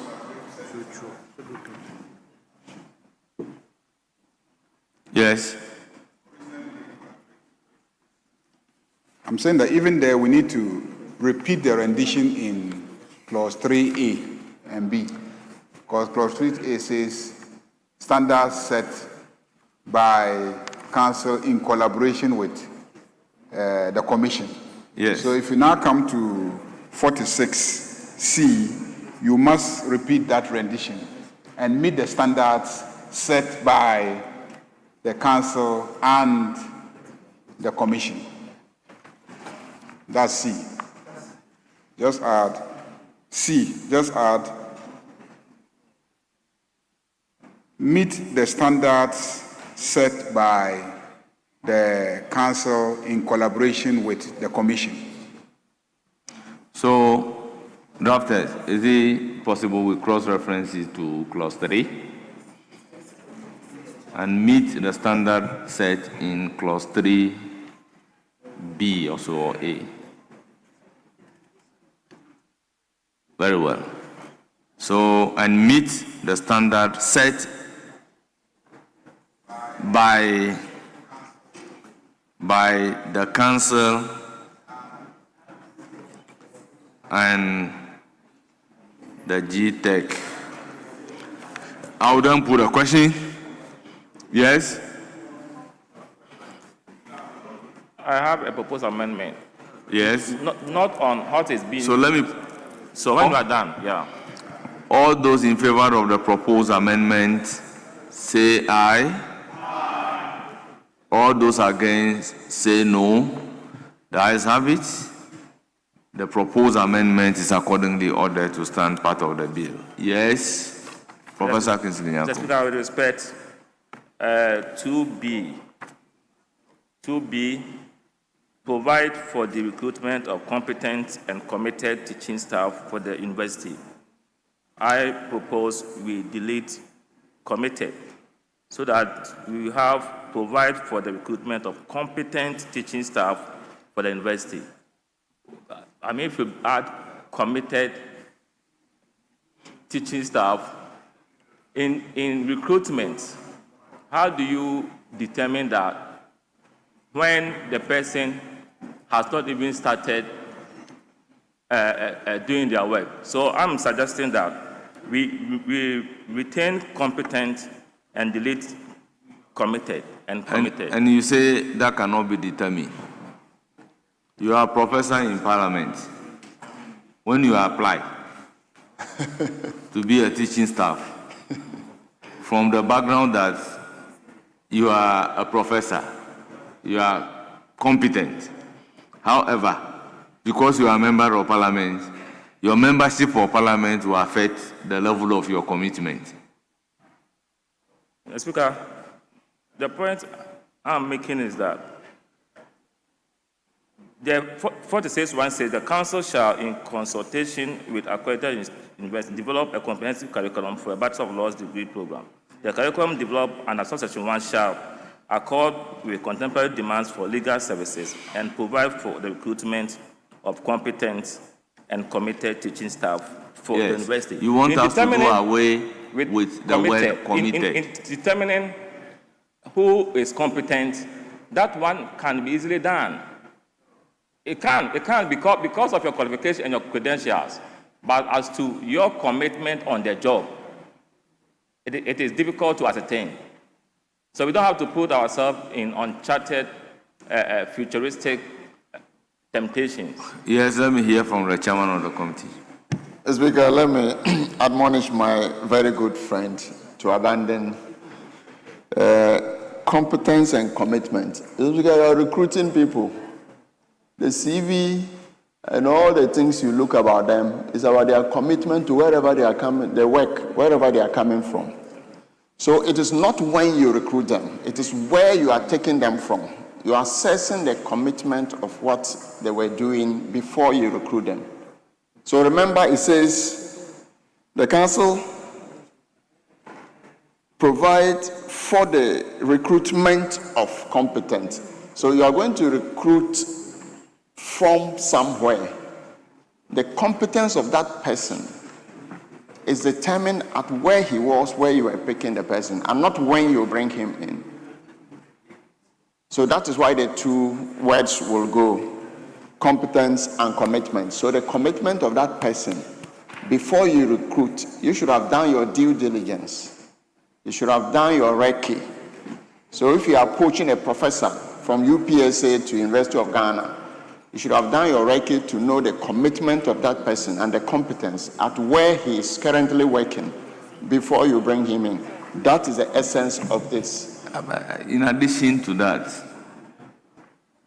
the chairman of the committee is qualified to be a judge.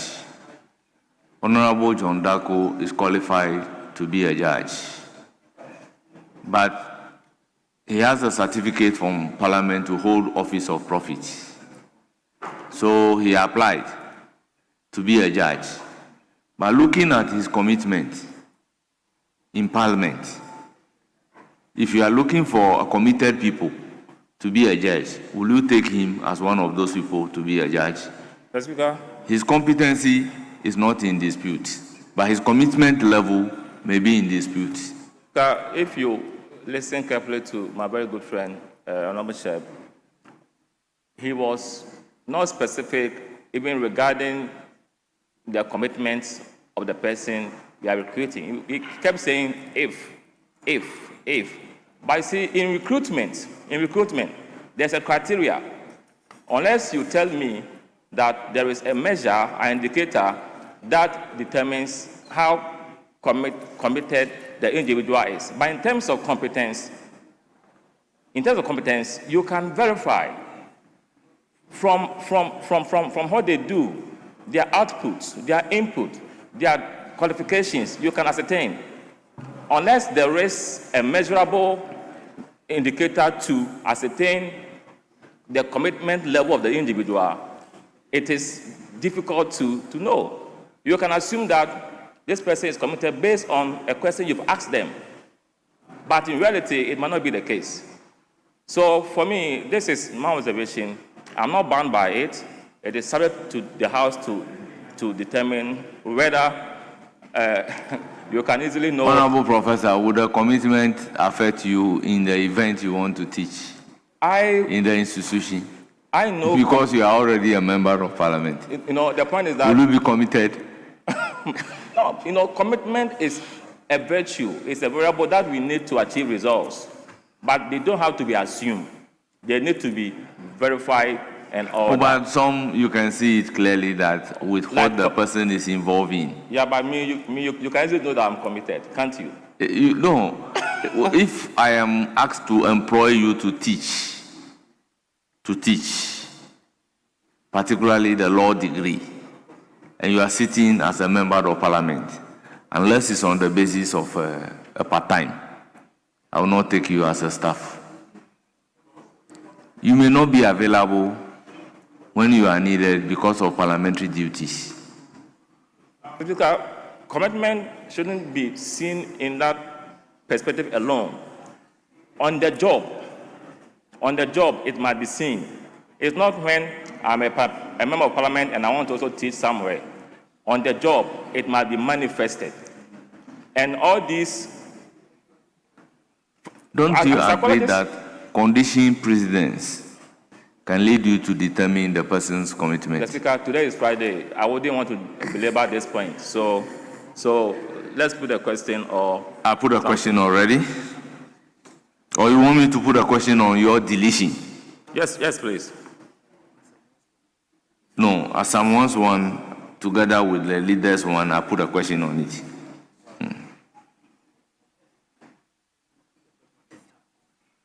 So I'll put a question on the entire clause 46. As many as are in favor of clause 46 standing part of the bill, say aye. Those against, say no.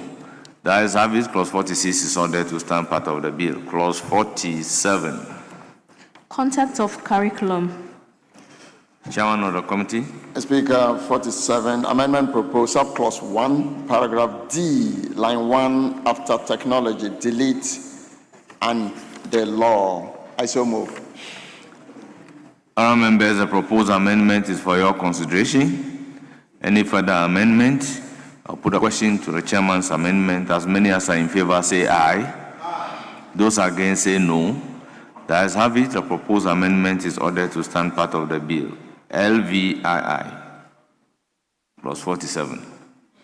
Speaker, amendment proposed, subclause 1, paragraph E, delete. I so move. The proposal is to delete subclause 1. Is for your consideration. Any further amendment? I'll put a question. As many as are in favor of deletion of subclause 1, paragraph E, say aye. Those against, say no. The ayes have it. The proposed amendment is ordered to stand part of the bill. LVIII. Chairman of the committee. Speaker, amendment proposed, subclause 1, paragraph F, line 2, after relevant, insert statutes. I so move. It is for the consideration of the House. Our members, any further amendment? In the absence of any further amendment, I'll put a question. As many as are in favor of the proposed amendment by the chairman of the committee, say aye. Those against, say no. The ayes have it. The proposed amendment is ordered to stand part of the bill. LIX. Chairman of the committee to clause Speaker, 47. amendment proposed, subclause 1, paragraph F, line 2, and insert statutes after relevant. I so move. Honourable member, this is consequential. I'll put a question. As many as are in favor of the consequential amendment say aye. Those against say no. The ayes have it. The consequential amendment is ordered to stand part of the bill. LX. Speaker, amendment proposed, subclause 2, line 1, after curriculum, delete on a yearly basis and insert every 5 years. I so move.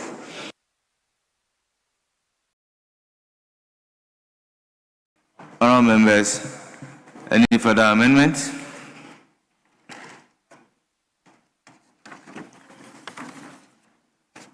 Honourable members, in the absence of any further amendment, I'll put a question. As many as are in favor of the proposed amendment say aye. Those against say no. The ayes have it.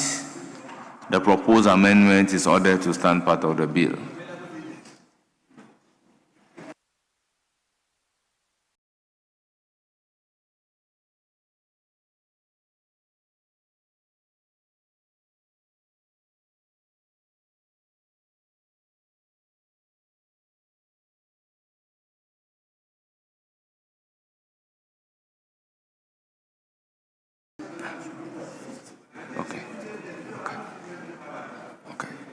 So, Chairman, I think we moved the amendment in LX, or you are not going to move it?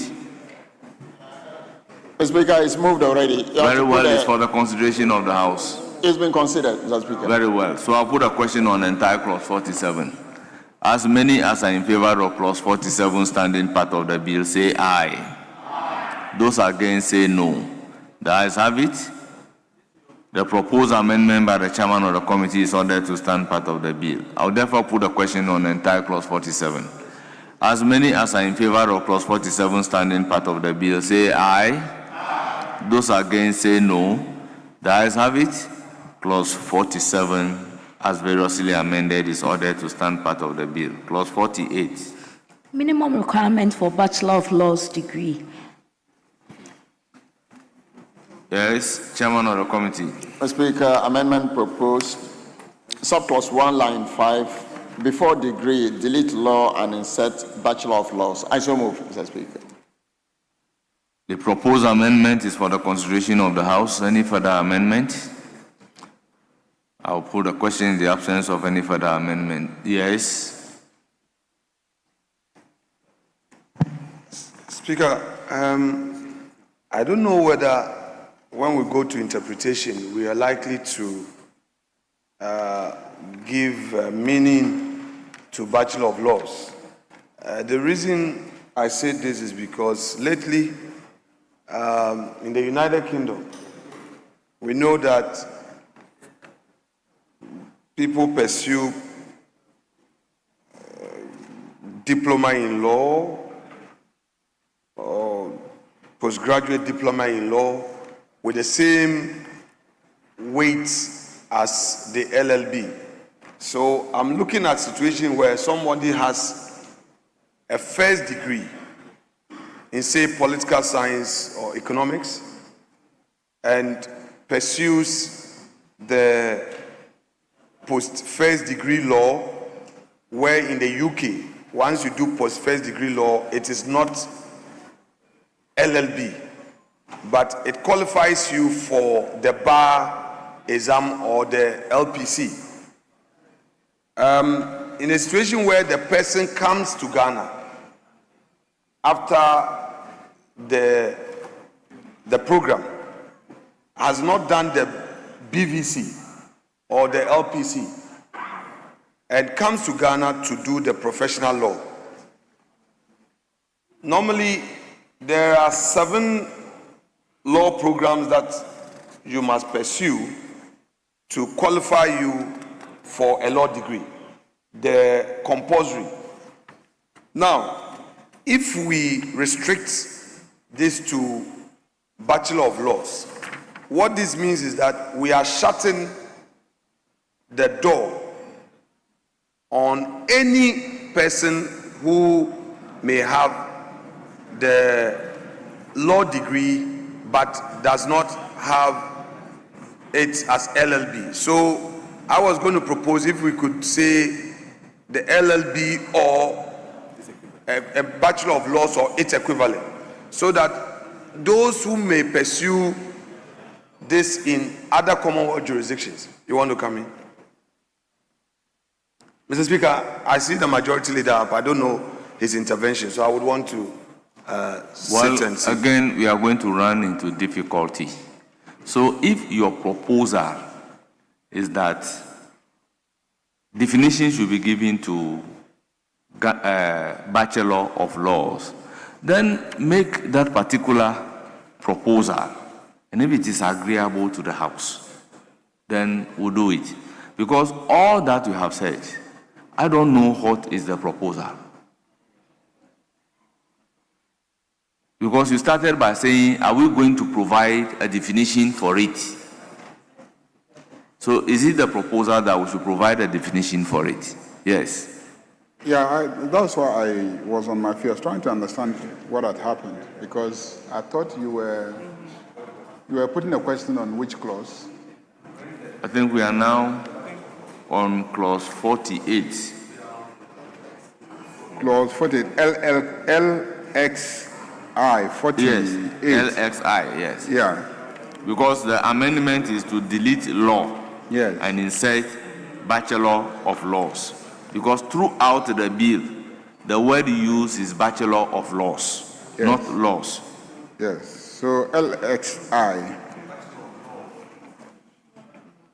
delete law and insert Bachelor of Laws. So the point I'm making is, you want us to have a definition for Bachelor of Laws. When we get to, yes, so let us move fast and get there.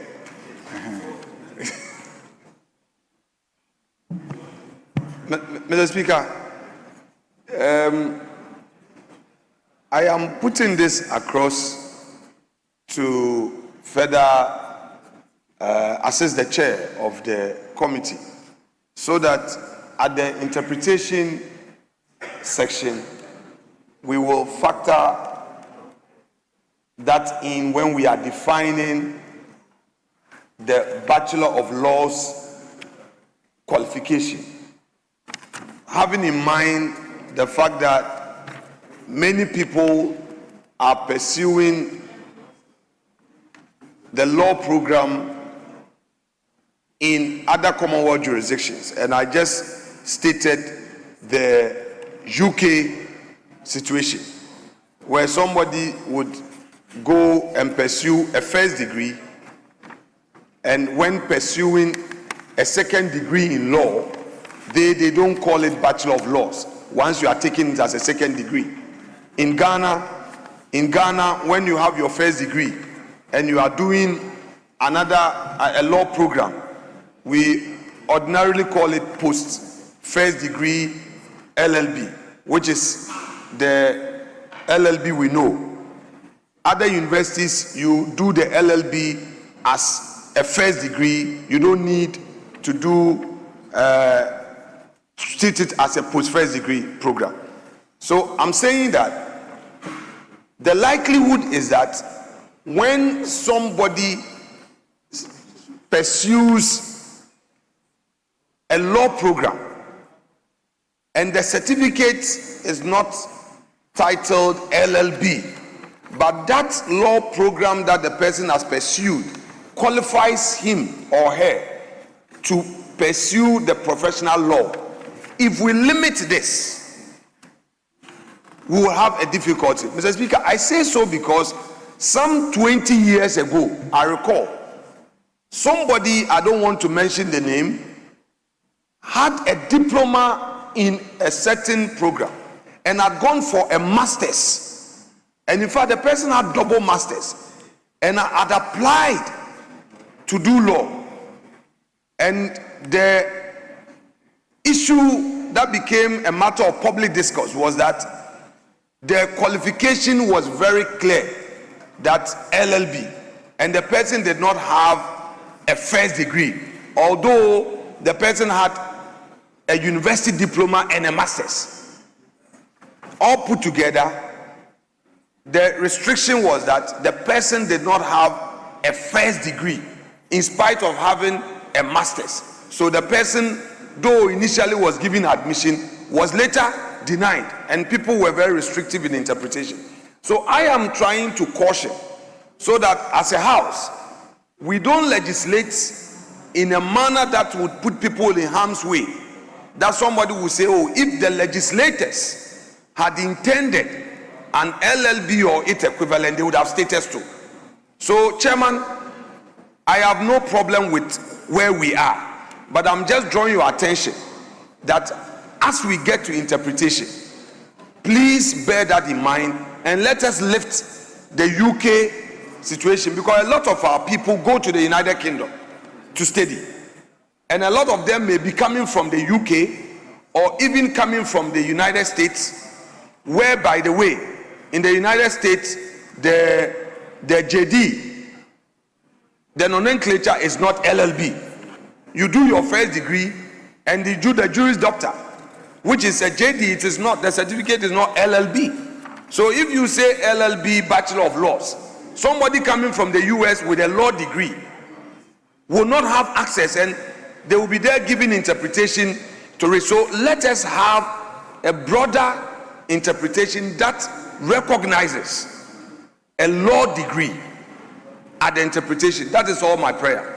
Mr. Speaker, thank you. You see, Honorable Majority Leader, this is not where, if that is your intendment, this is not the stage for you moving that particular amendment.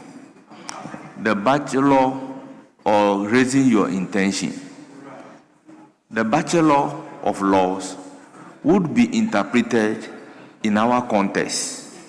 The Bachelor of Laws qualifies you to enter the professional practice training. So it is when we get there, we are talking about the qualification to enter a professional practice training, that you can be talking about it equivalent. So at this particular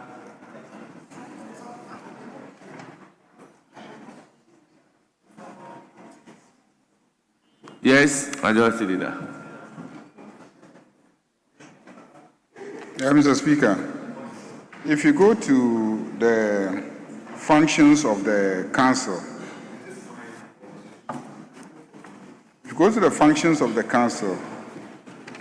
and even at one point, the functions of the Director of Legal Education, Director General of Legal Education, we had made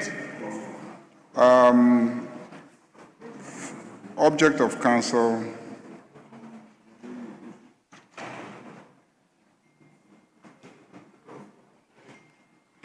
So go to clause 3G. 3G says, the council shall evaluate courses of study provided by accredited universities to accord with appropriate recognition of legal qualifications obtained in institutions in other common law jurisdictions with analogous legal system as Ghana for purposes of admission to the bar. Yes, so what I'm saying is that already there's provision for the council to make a determination of what degrees are analogous to our law degree for the purposes of being admitted to the bar. So that issue is being addressed. But I do agree with you that maybe when we get to definition, to make things very clear, we can make provision for that.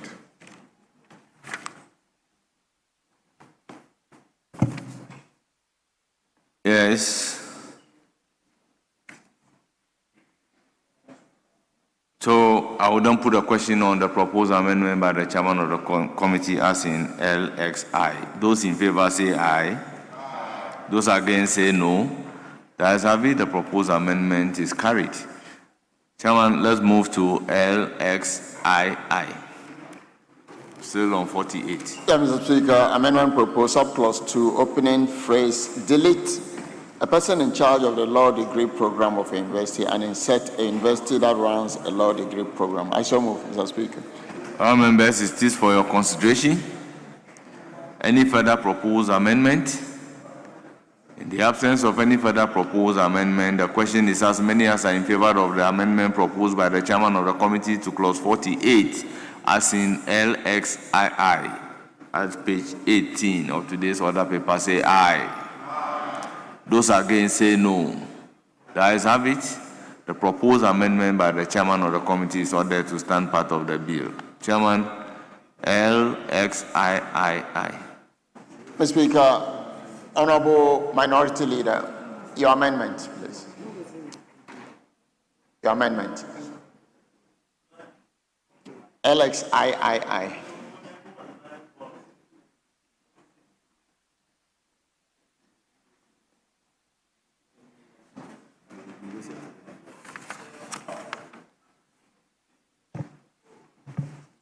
The one you've owned.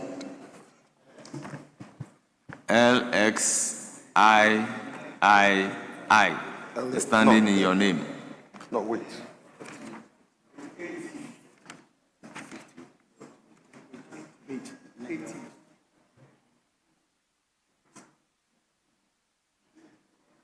Yeah, Mr. Speaker.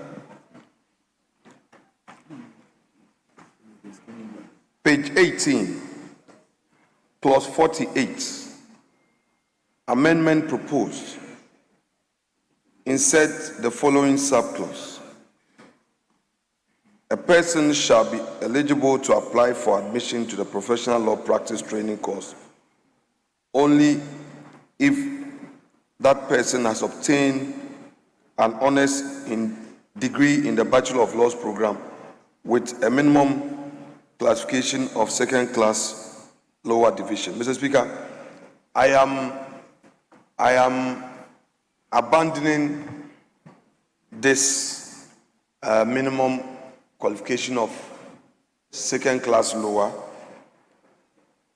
to simply say that has been awarded a Bachelor of Laws degree, so that I don't come in with the second class lower division. Mr. Speaker, upon reflection, I've realized that as for life, some of the best practitioners were third class students. Mr. Speaker,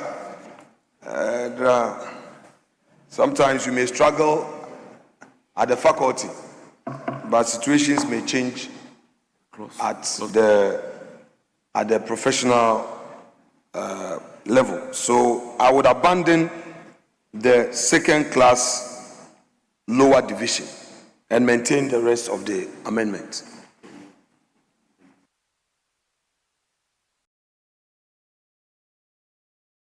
One 48-1.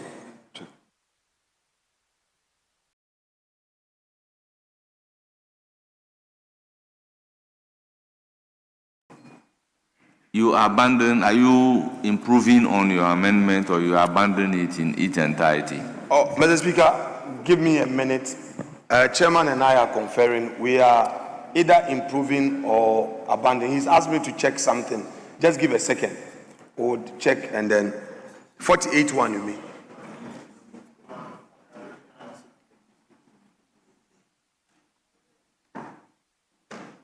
Which is 51 in the winnowing committee's listing.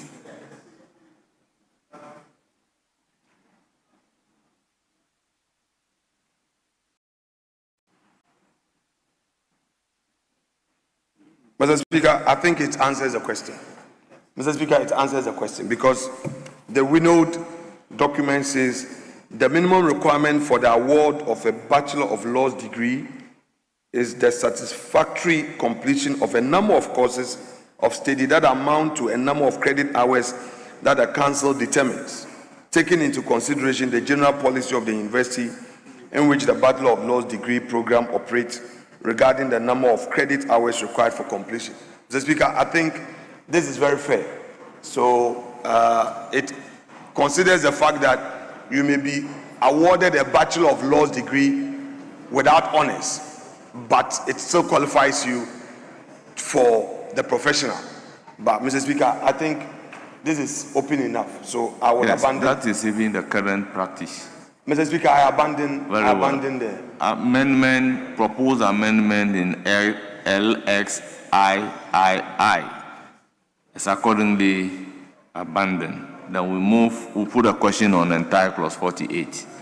As many as are in favor of clause 48 as variously amended, standing part of the bill, say aye. Those against say no. The ayes have it, clause 48 as variously amended is ordered to stand part of the bill. LXIV.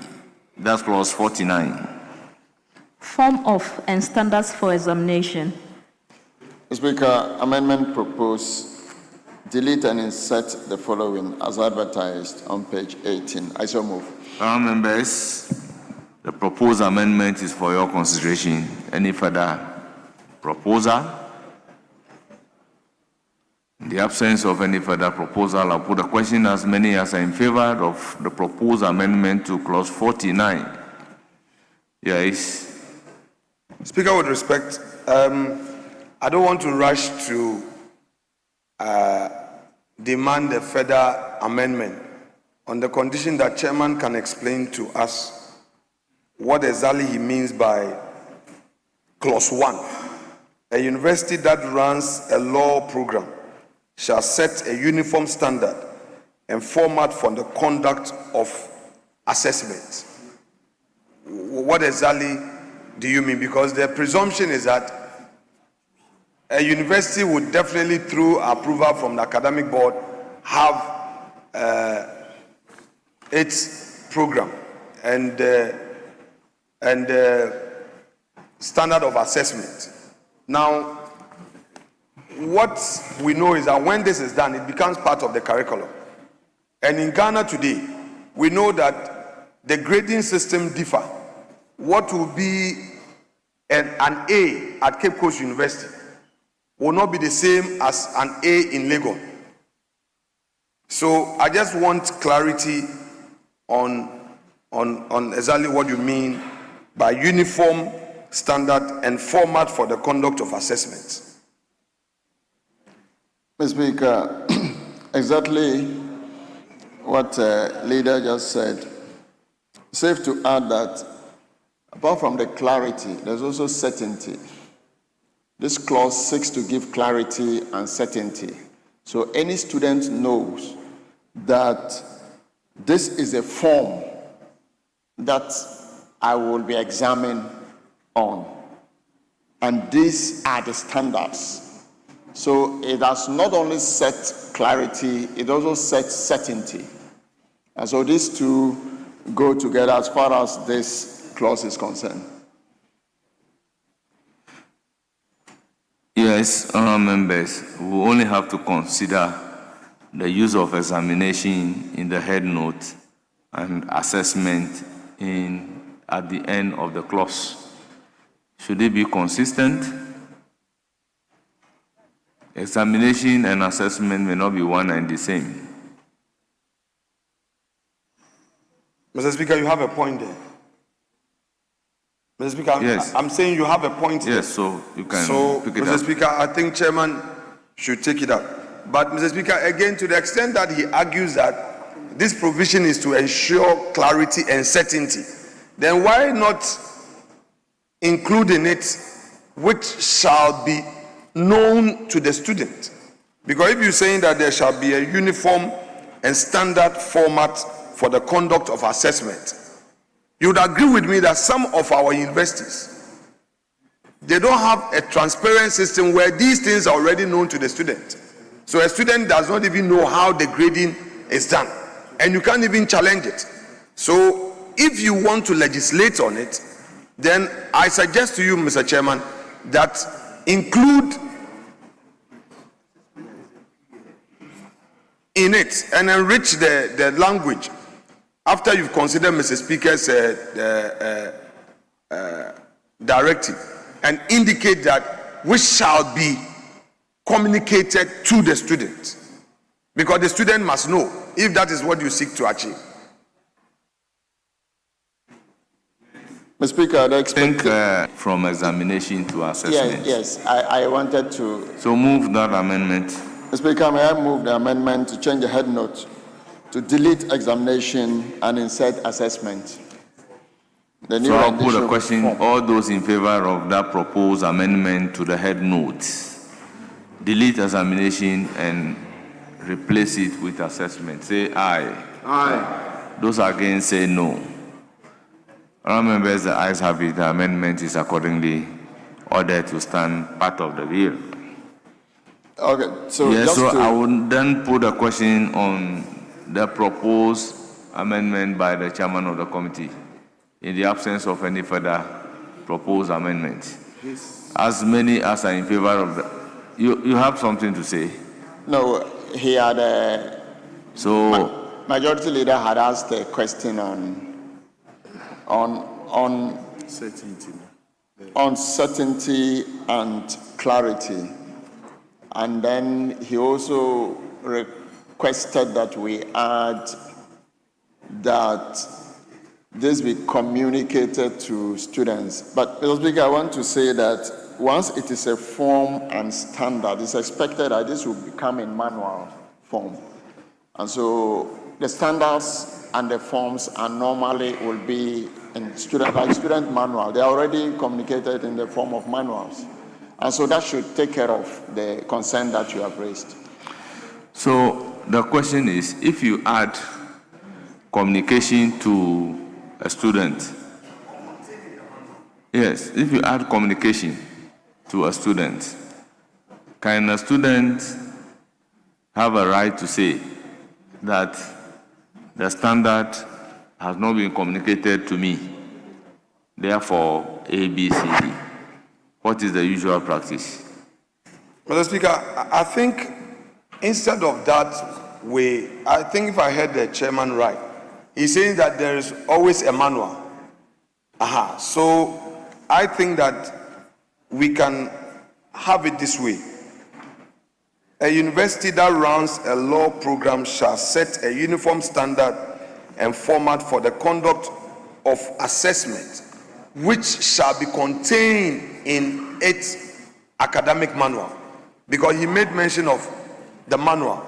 Because you cannot say you have this uniform standard when there's no document that in itself enacts that as a university, these are the manuals that communicate the standards of assessment that any student who gets admission and signs the acceptance letter and is enrolled knows that the set of manuals that set out the standard of assessment and all that. So I think that if we want to maintain it, which I agree, it's good, it brings certainty, it brings clarity, then we should rather add that which shall be contained in the academic manuals to be made available to the student, or leave it there, which shall be contained in the academic manual, because having that written is very important.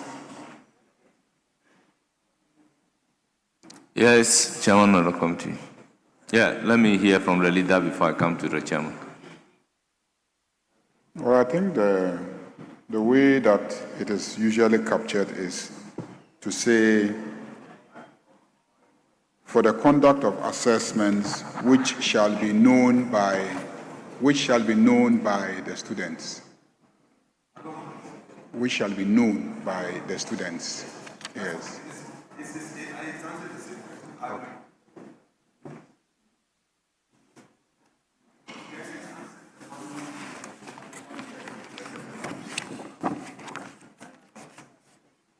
So if it ties it that way, can the student say, I don't know? So it will now be the duty of the university to show that it was communicated to you, that you don't remember or you didn't pay attention at the time that it was being communicated.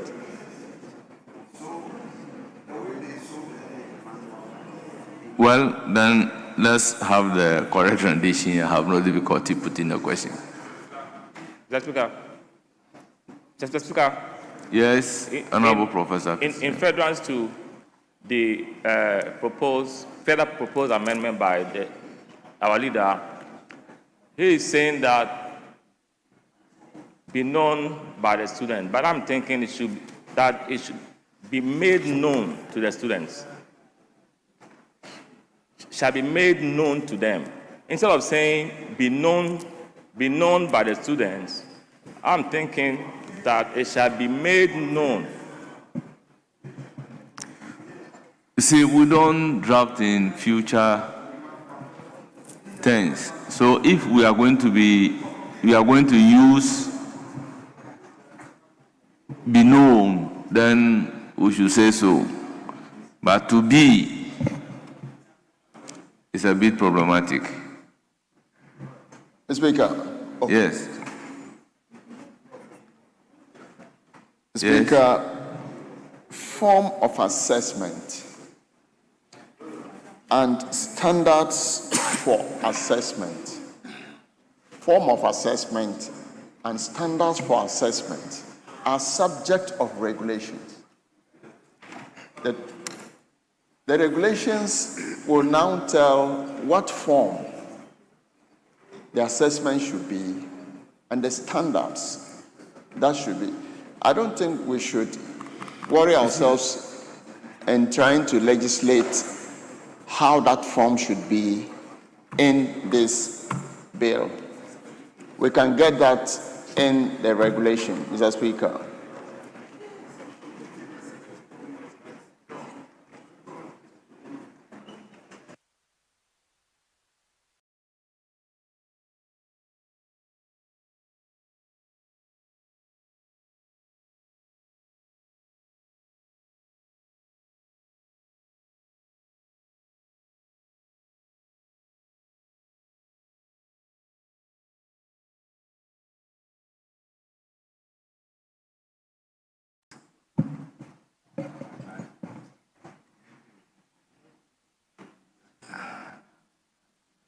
Speaker.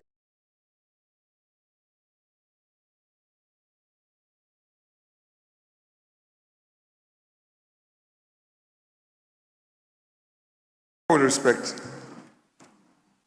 I humbly hold this view that this must be communicated to the students, the standard of assessment, that it is you submit 3 assignments to earn a certain credit hours, you do in-person written examination, or when you gain a grade of 60, it's a pass, 70 is this, and all of that. These are communicated.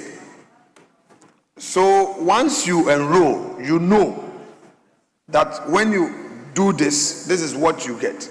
So I think that we should be rather clear instead of saying that we should leave it like that and regulate. You and I know sometimes we'll pass the laws and it takes several years for the regulations to come. So if we have the opportunity, even if it is superfluous, to indicate, let's do so to avoid ambiguity.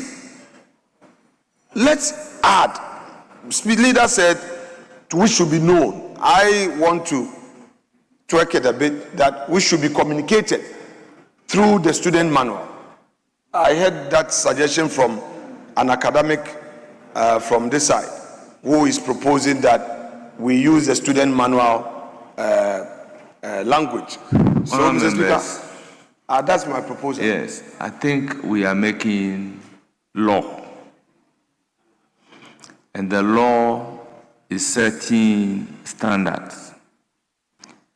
We should take into consideration that ignorance of the law cannot be taken to be unexcused. And in passage of law, we do not indicate categorically in the law that the law should be communicated to the general public before it becomes applicable to the general public.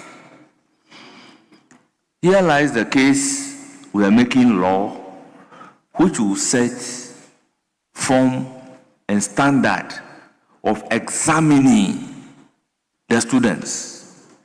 the students don't examine themselves. This law does not regulate only the students. It regulates the institutions that will be offering the law.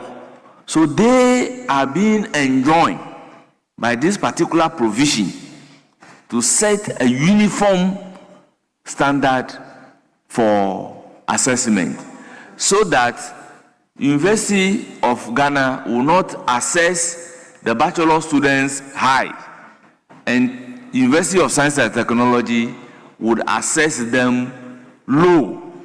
That is the essence of this particular provision, so that there will be a standard. That's why the provision is even indicating that a university that runs a law program shall set a uniform standard and format for conduct of assessment. So the way examinations are going to be conducted for these students in University of Science and Technology should not be different from Legon, because they are all going to have a degree that enables them to do the practice training. And we are talking about communication to students. I mean, this is between the universities. Yes? Mr. Speaker, with the greatest respect to you and the views you've expressed, I have my own difficulty. Mr. Speaker, at the university, there are two key stakeholders: the university administration and its professors, and the students. Students are the ones to be assessed. Mr. Speaker, where I studied, when your results are out, you have every right without petitioning to call your tutor, and your script will be pulled out, and they have this assessment, the standard of assessment records, and they will check. You go through with your professor, and any question you have, you can ask. In Ghana, we all know the Ghanaian universities, you can't do that. You would have to apply. It takes a very long time. Sometimes you dare not challenge even your marks. This legislation is introducing a new dispensation. One, we want to ensure standard. We want to ensure a uniform assessment by all the universities. It would be prudent, it would be fair, it would be right for this uniform assessment to be contained in a manual for a student to know. We cannot say that because it is meant for the regulator, a student who would be assessed must not know this. So, Mr. Speaker, for me, even if it is superfluous, we should legislate and let the language be clear that this must be contained in a student manual so that the student becomes aware. The issue is not about being aware of the law or not, does not bring liability or otherwise. That is not the case. How can you be a student of a university? You don't even know the standard of assessment. You don't know how you can pursue your grievance. So I would ask a rhetorical question. Well, Mr. Speaker, meaning we cannot answer. If it's rhetorical, it means we are not to answer you. Yes, you are not to answer. You see, they are talking about standard among the universities that will run the course. For me, what I take this to be seeking to cure is that for the purposes of examining the student, a marking scheme should not even differ from one university to the other. So no university will say that if you don't get 90, you don't get A. And another university will say, if you get 70, that 70 amount to A. And you see, marking schemes are developed after the examination. How are you going to communicate this to students? How are you going to communicate this to students? Meanwhile, these are standards that must be uniform. So, what is the new rendition? Yes, Honorable Rashid Pep. Thank you, Mr. Speaker. Mr. Speaker, it's not going to be, my presentation is not going to be about the new rendition, but to support what the minority leader is talking about, that it is important to put it in plain message in the brochure or whatever message it is, the student book. The grading criteria of the university is a normal thing to say that A means this, B means that. So you know it and go into it. It doesn't matter whether in future, as a result of some kind of arrangement, you decide to change the marking scheme, but that will be a local affair. But the standard should be there. I assume that we should have a standard criteria within which gradings of students can be done. So when you are entering, you know that, look, I have to hit 70 to get a B, or I have to hit 75, or in my University of Cape Coast, you have to get 80 to get a B, to get an A. If we get anything below that, and it was known for us. Yes, you see, that is what this particular rendition is trying to avoid. Because we are all going to enter the professional practice training school. So they don't want a situation where it says that university that runs a law program. So long as you are running the law program, your standard should not be different from another university's standard. That's why it says that a university that runs a law program shall set uniform standard and format for the conduct of assessment. But if the sense of the House is to add to it, I do not have a problem. Because I see this to be avoiding the same problem that you raised, that I attended University of Cape Coast, you must get 80 to get A. While somebody attending University of Ghana, when he gets 70, the same person have A. Meanwhile, you are all entering into the professional law practice and training. So why should there be a differences in the standard among the universities that runs the law program? So it's just communicating that if you are a university and you want to run the law program, then your standard of assessment and format must be uniform. That is the meaning that I am getting from it. Whether you are a student in Cape Coast, in Winneba, in Akachi South, uniform standard must be used in assessing you. And the format of the assessment must also be the same. If it is examination, then every student must write examination. You can assess based on IA. If it is a written question, then every student must write a written question. It cannot be objective questions. Respectfully, let's read the rendition again. A university, this is what they say, a university that runs a law program shall set a uniform standard and format for the conduct of assessment. Mr. Speaker, with respect. So you're dealing with the individual universities. It's not talking about a uniform standard of assessment by all the universities. Mr. Speaker, that is not it. That is why it is each institution. No, it is here. Unless there is some error in there. There's an error. Please, respectfully.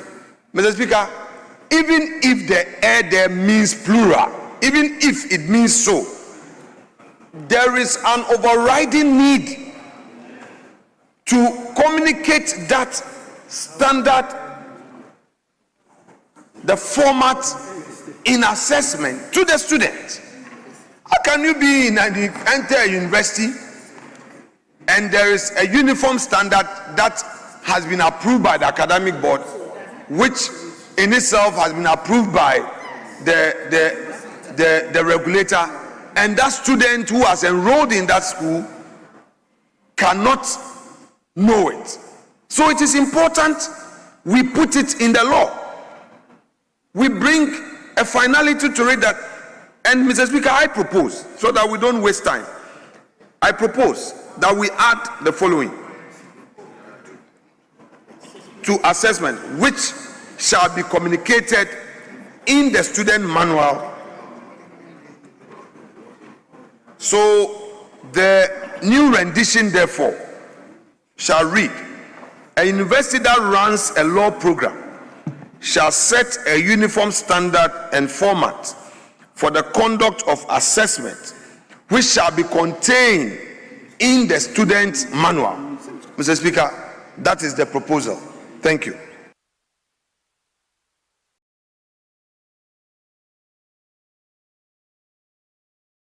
Yes, I'll put a question. As many as are in favor of the proposed amendment by the Minority Leader Alexander Osahin Apanyoma can say aye.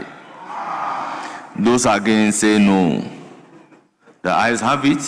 The proposed amendment is ordered to stand part of the bill. I'll put a question on entire clause 49. As many as are in favor of clause 49 standing, yes.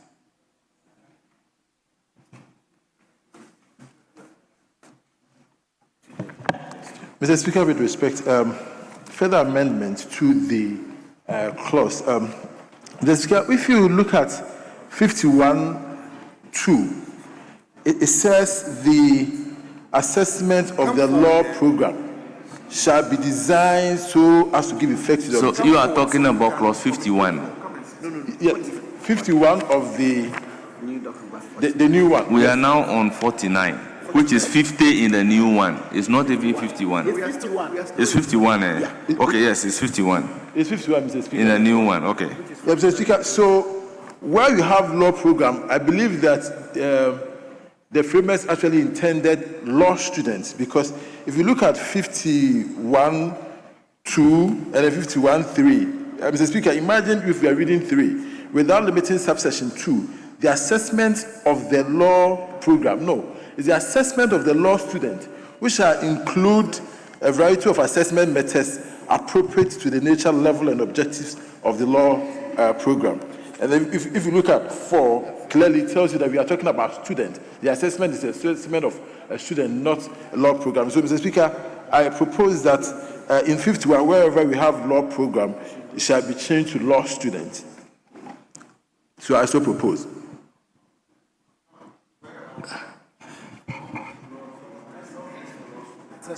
Law program should read law student, because that's what we actually intended. Because we are assessing law student, we are not assessing law program. The program will be assessed by the council. And the...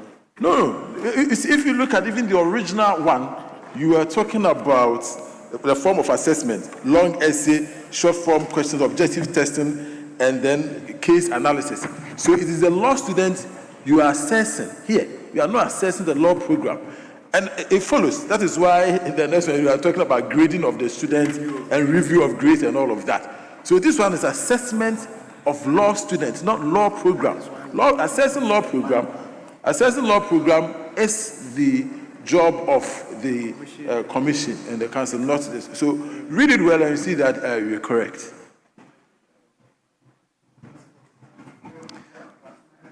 Yes, Chairman of the committee. Mr. Speaker, I will urge my good friend to abandon. The law program as used here is most appropriate and not directed towards students. And so a university that runs a law program shall set uniform standards and format for the conduct of assessments. The assessment of the law program shall be designed, it's not assessment of the students, it's the program itself, not students.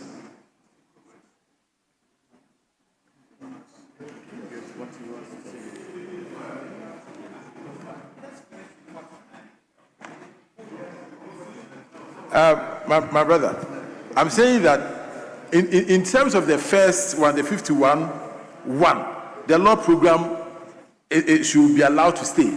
But subsequently, if you read it, right, this whole assessment is assessment of students. So the university that runs a law program, yes, you are running a law program, but assessment, you are assessing students, not the program. At this place, it's not the program you are assessing. And so it doesn't make sense to say that the assessment of the law program shall include variety of assessment methods. You understand? This one, it is the students you are assessing. And so you look at your original 49, and you see that you are looking at long essay, short form answers, objective testing, and a hypothetical case analysis. All of these are supposed to assess law students, not your law program. You know, so my good friend, if you abandon this, you will cause a lot of havoc. So Honorable John Darko, let's look at the provision carefully. Yes, Mr. Speaker. I'm doing what I intend not to do today. If you look at the two, they say the assessment of the law program shall be designed so as to give effect. So if you replace it to be a student, program to be a student, then it will be the assessment of the law student shall be designed so as to give effect to the objects and intended learning outcome of the law program, of the law student, because you are going to say the law student. Now, if you go further, 3 is saying without limiting subsection 2, the assessment of the law program shall include, so it will be the assessment of the law student shall include a variety of assessment method appropriate to the nature, level, and objective of the law student. You understand? Because it is the program that have objective. The program objective. So if you read it in all, and you substitute program with student, along the line, you may have a problem. Now, 4, the assessment method applied shall provide an adequate and fair basis for determining whether a student, you understand? So it's a program that you assess that is going to be used in determining the student. So you cannot replace program with a student. It will throw the entire clause off gear. So let me hear Professor Kingsley Nyarko. Speaker, thanks. I mean, so if you read 49 from the first paragraph to the 4th one, you see a progression. So you first look at the program, the assessment protocols that you use to assess the program and its objectives. That is why if you come to 4, it is now judging the assessment of the students to the program's objectives. So I don't see anything that deviates from what is captured here, because the 4 now talks about provide an adequate and fair basis for determining whether a student has achieved the objectives and intended learning outcomes of the law program, which has already been captured above with their appropriate tools. So I think that it should stand. Thank you.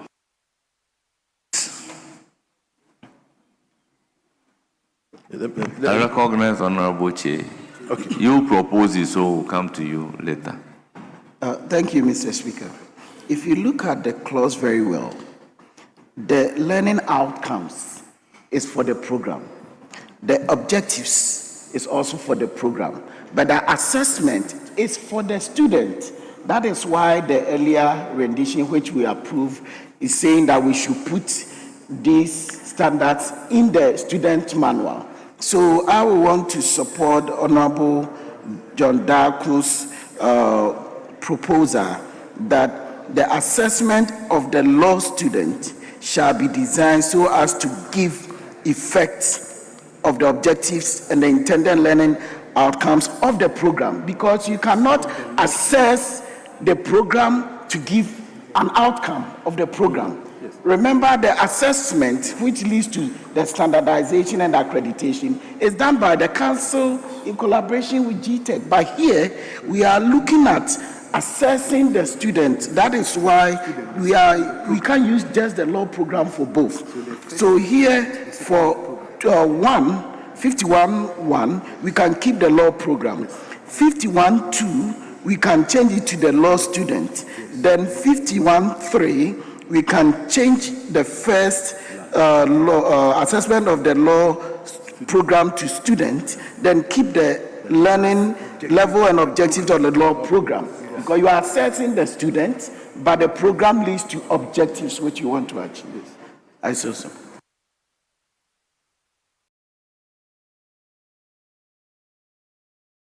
Once this is talking about a program and a student, and there is a mixed feeling that where in some places a program should be used and in some places students will be used, I may want to direct it to the drafters to use the appropriate terminology. So drafters, you are accordingly directed. I'll put a question on the entire clause 49.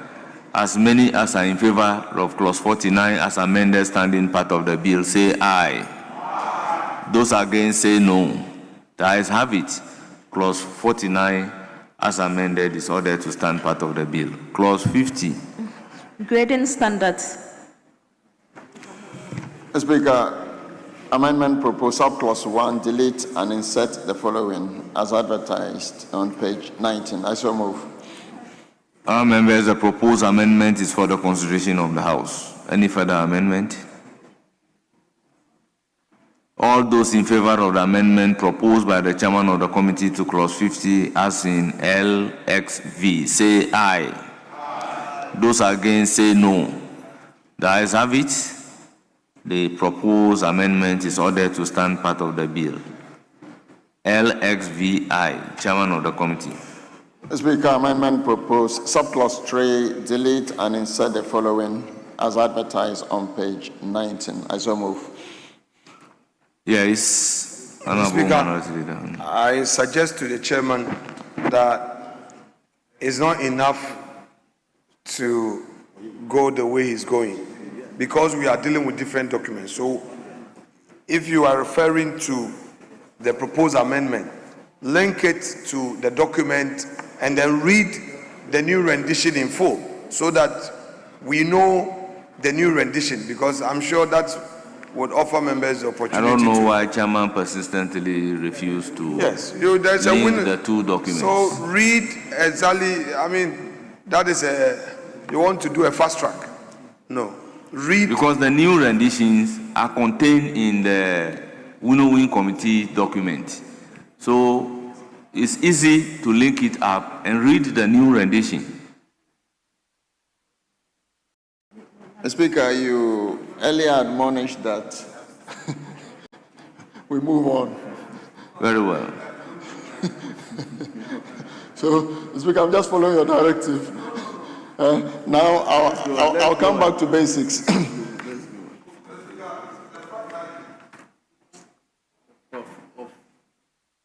Speaker, let me be your counsel. The fact that you gave directive did not mean that he should do the wrong thing. This will be very novel. The speaker will have a council whilst presiding. Whilst presiding, you have a council. Mr. Speaker, I want to come to your aid. Mr. Speaker, you said we should move on, but you didn't tell him that he should do the wrong thing. That's the point I want him to know. So, Chairman, do the right thing. Respected Minority Leader, I will. Mr. Speaker, I think that for 50, we are all on the same page. On page 19 of the order paper, as the 50, and then the original bill is the same 50. Then the winnowed bill has it as 53. 53 on the winnowed bill. Why? John.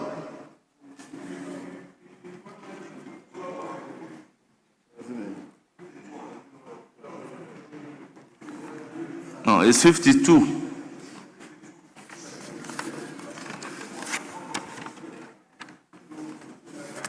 You are talking about 52.1. A university shall run a law program. So you are done with your amendments, right? No, he's not done. He's done. We are done with the amendments for 52.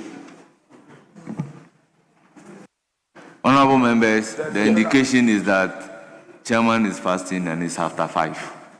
So we should suspend. So the vice chairman, you have to be very proactive. 50. We are finishing at 50. But we've done more than 50 already.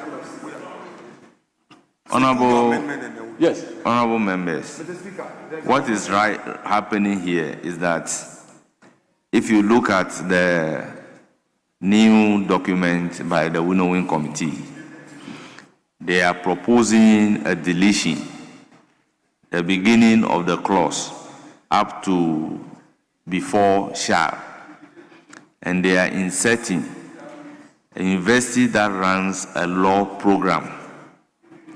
Then at the end of the clause, they are adding assessments. So it reads, a university that runs a law program shall adopt in writing uniform grading standards that ensure accuracy, validity, reliability, and consistency in the evaluation of students' performance in assessment. Students' performance in assessment. So with this, I'll ask if any member has a further proposed amendment. All those in favor of the proposed amendment say aye. Aye. Those against say no. Honourable members, the ayes have it. The proposed amendment is ordered to stand part of the bill. Yes, now to the entire clause 50. Yes, Mr. Speaker. So 52.2, where it reads that where more than one law lecturer teaches a group of students, there shall be a reasonable and justifiable correlation among the grades awarded by the law lecturers to ensure fairness to the students. Mr. Speaker, I am a law teacher, and in some cases we teach different groups, and I believe that we shouldn't legislate this. I suggest, instead of this particular provision, we state that where more than one law lecturer teaches a group of students, the lecturers shall set one set of questions for the students. That is my rendition, Mr. Speaker. I believe that stating that you have to have a correlation among the grades awarded by the law lecturers to ensure fairness will be two different lecturers marking scripts. How are you going to ensure fairness among the grades? But once there's one set of questions, then it means that obviously there will be fairness. One set of questions. How do you relate that to clause 49 that we have taken?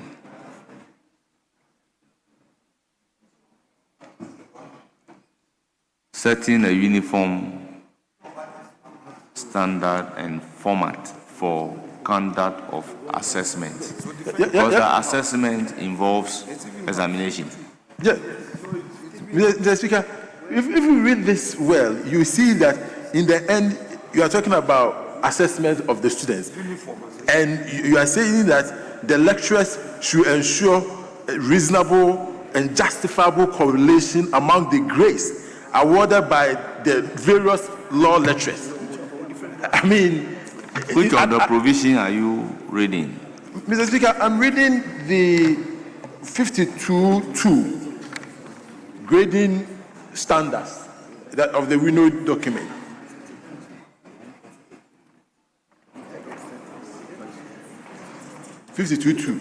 So at best, we can delete that because you have different lecturers teaching and you legislate.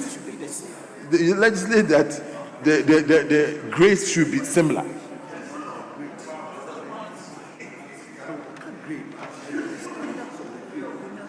Yeah, so what is the concern? Let's listen to his concern. Okay. To the two. Yeah, Mr. Speaker, my concern is that you are asking several lecturers, by this provision, you are asking several lecturers, you are saying that in awarding grades, okay, there shall be reasonable and justifiable correlation among the grades awarded by the various law lecturers to ensure fairness to the students. And I'm saying that would be very difficult. And so my proposal that instead of saying that there shall be a reasonable and justifiable correlation among the grades, we should rather ensure that there's one set of questions. So my proposed amendment, Mr. Speaker, is that where more than one law lecturer teaches a group of students, the lecturers shall set one set of questions. Wait, let him finish. Let him finish. Go ahead. So I have put my proposal there. Yes. Let him finish. Yes. So, Mr. Speaker, this belongs to Law Society. You are not with us. We are with Bar, Ghana Bar. So, Mr. Speaker, I so propose. No, let's take the new rendition seriously. You have to move the renditions. Yeah, so my renditions are where more than one law lecturer teaches a group of students, the lecturer shall set one set of questions for the students. There shall be a uniform set. There shall be a uniform.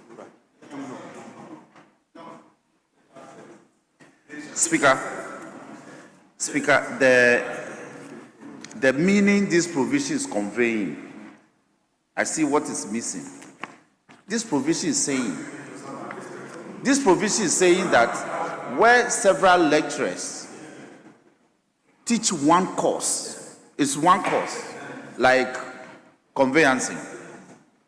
Then you have Apenyo teaching. Hold on. Or let's say interpretation. The Honorable Apenyo Makin teaches interpretation of statutes. The Honorable John Laku teaches interpretation of deeds. Hold on, please allow me. Now, where you have to set exams, the provision is saying that you must work together, okay, so that when we are marking the scripts, you coordinate in such a way that there will be a relationship in the marks that you award. Hold on. Now, because the group of students could be subdivided into subgroups, like Group A, Group B, Group C, the same course, but because perhaps of numbers. So when you are setting the exams, you must synchronize it in such a way that in awarding the marks, one lecturer may not appear to be favorable to the group of students who came under his tutelage. That's what this provision is saying. So if you propose that amendment, it doesn't cure the problem. It doesn't remedy the situation. Now, practically, let's look at what happened. Yeah. At the university, in a particular year, very well, Mr. Speaker, so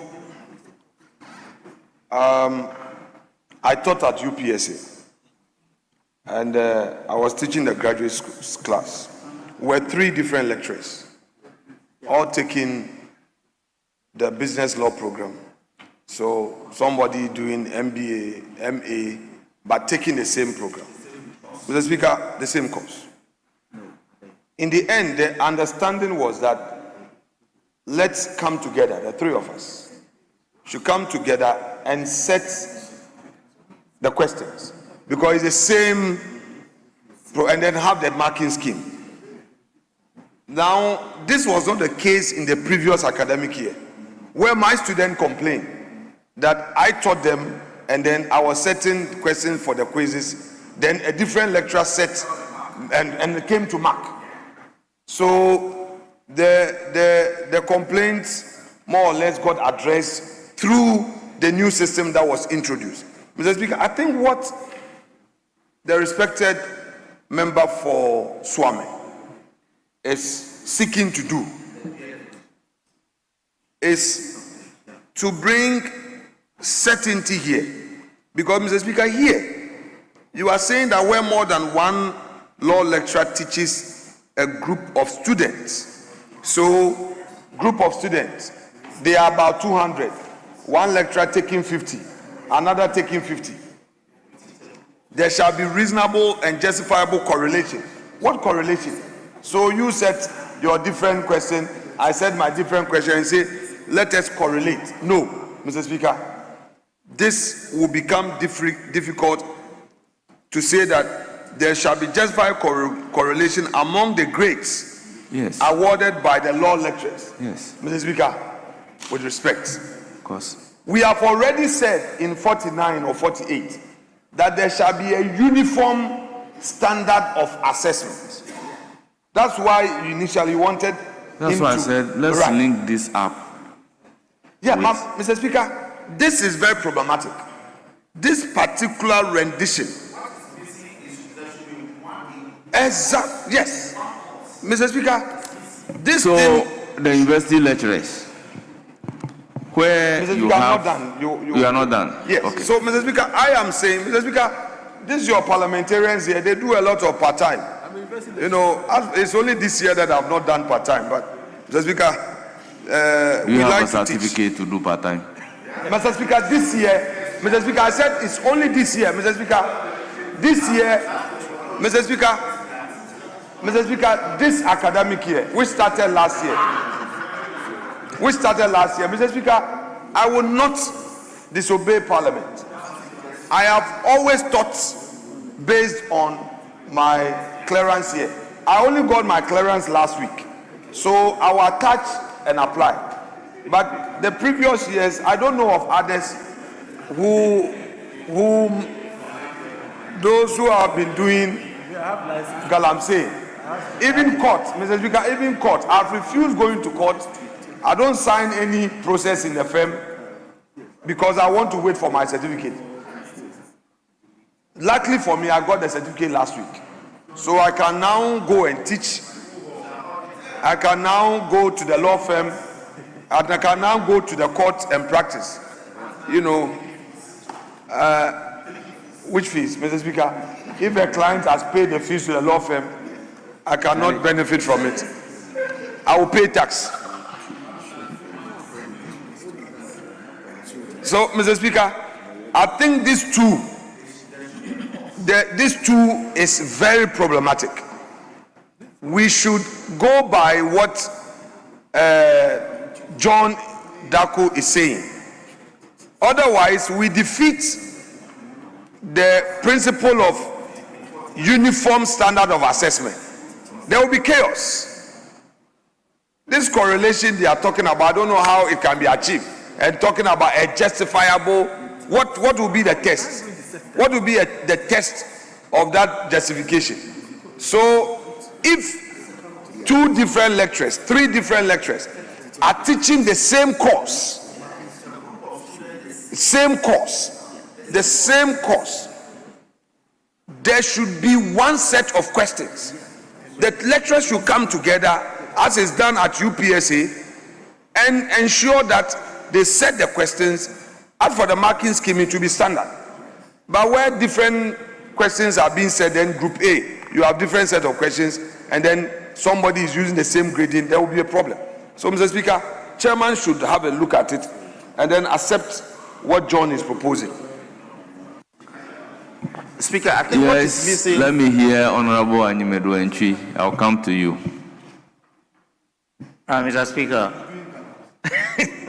Mr. Speaker, I knew the insinuations were casting at his back. Mr. Speaker, the background to this. First of all the universities are autonomous. Now, the idea is that they should run law programs. And we would want what is happening at the University of Ghana to be consistent with what is happening at KNUST. But I said this, and earlier it was overruled. That it's not possible. Mr. Speaker, yes. We don't want the situation where some other lecturers, even one lecturer will be teaching in different schools. But because he might think that the students in the other school are not performing well, the standard of examination and whatnot may be lower than another university. And that should not be tolerated. We cannot get one set of questions for all the universities, because every university, even if you are a lecturer and you are assessing different students, Mr. Speaker, yes, you will look at the standard, but you will set different questions. You will set different questions, but you have to make sure that the questions that you set must be at level with what you have done in. That's why it's talking about a lecturer that is doing more than several students in several schools. You have to make sure that you bring it to a level. Assessment would be done by the universities, and then assessment will be done of the universities to ascertain that they are all at level. I said this when we are looking at clause 49. But Mr. Speaker, I was with you at clause 49. Yes, the argument was that every university would have its standard, which I beg to differ. For the purposes of running the law course, they are supposed to have same standard and format. Not that University of Cape Coast will grade based on 80, University of Ghana will grade based on 70. But I was defeated. Mr. Speaker, on 49, I don't know, you had already closed the curtain, and you said you referred it to the drafters. Yes. But I was with you on all fours when you say that we are rather talking about the assessment of programs and not the assessment of students. I perfectly agreed with you, because we should have a body that must be assessing the program. So if you cannot say it's not only students we are going to assess. We are going to assess students. We are going to assess the program as well. So where it is program, it is program. If it is students, it's students. Mr. Speaker, you'd read the curtain down on there. I don't know what the drafters will say. Because you see, but on this, we should get the understanding of this bill very well. All the universities running the law program are going to be accredited. At the end of the day, the aim is that students that will qualify from that particular or the various universities are entering into a level of the professional law course. So the measurement is that the program that are being run in University of Cape Coast, the program that are being run in University of Ghana, the program being run by University of Development Studies, how are these programs being assessed so that students in one university will not be shortchanged as against students of another university? So they are talking about a standard format of assessing. So if you don't assess the program, how can you determine whether the program run by University of Science and Technology to qualify students to come to the professional practice training is the same standard that Legon is running. But you talk about assessment of student rather than assessment of the program. Advisedly, I refer it to the drafters. So we have crossed that particular level. So now there is an issue about 52, which reads, where more than one lecturer teaches a group of students, there shall be a reasonable and justifiable correlation among the grades awarded by the law lecturers to ensure fairness to students. They are not referring to students of a particular university.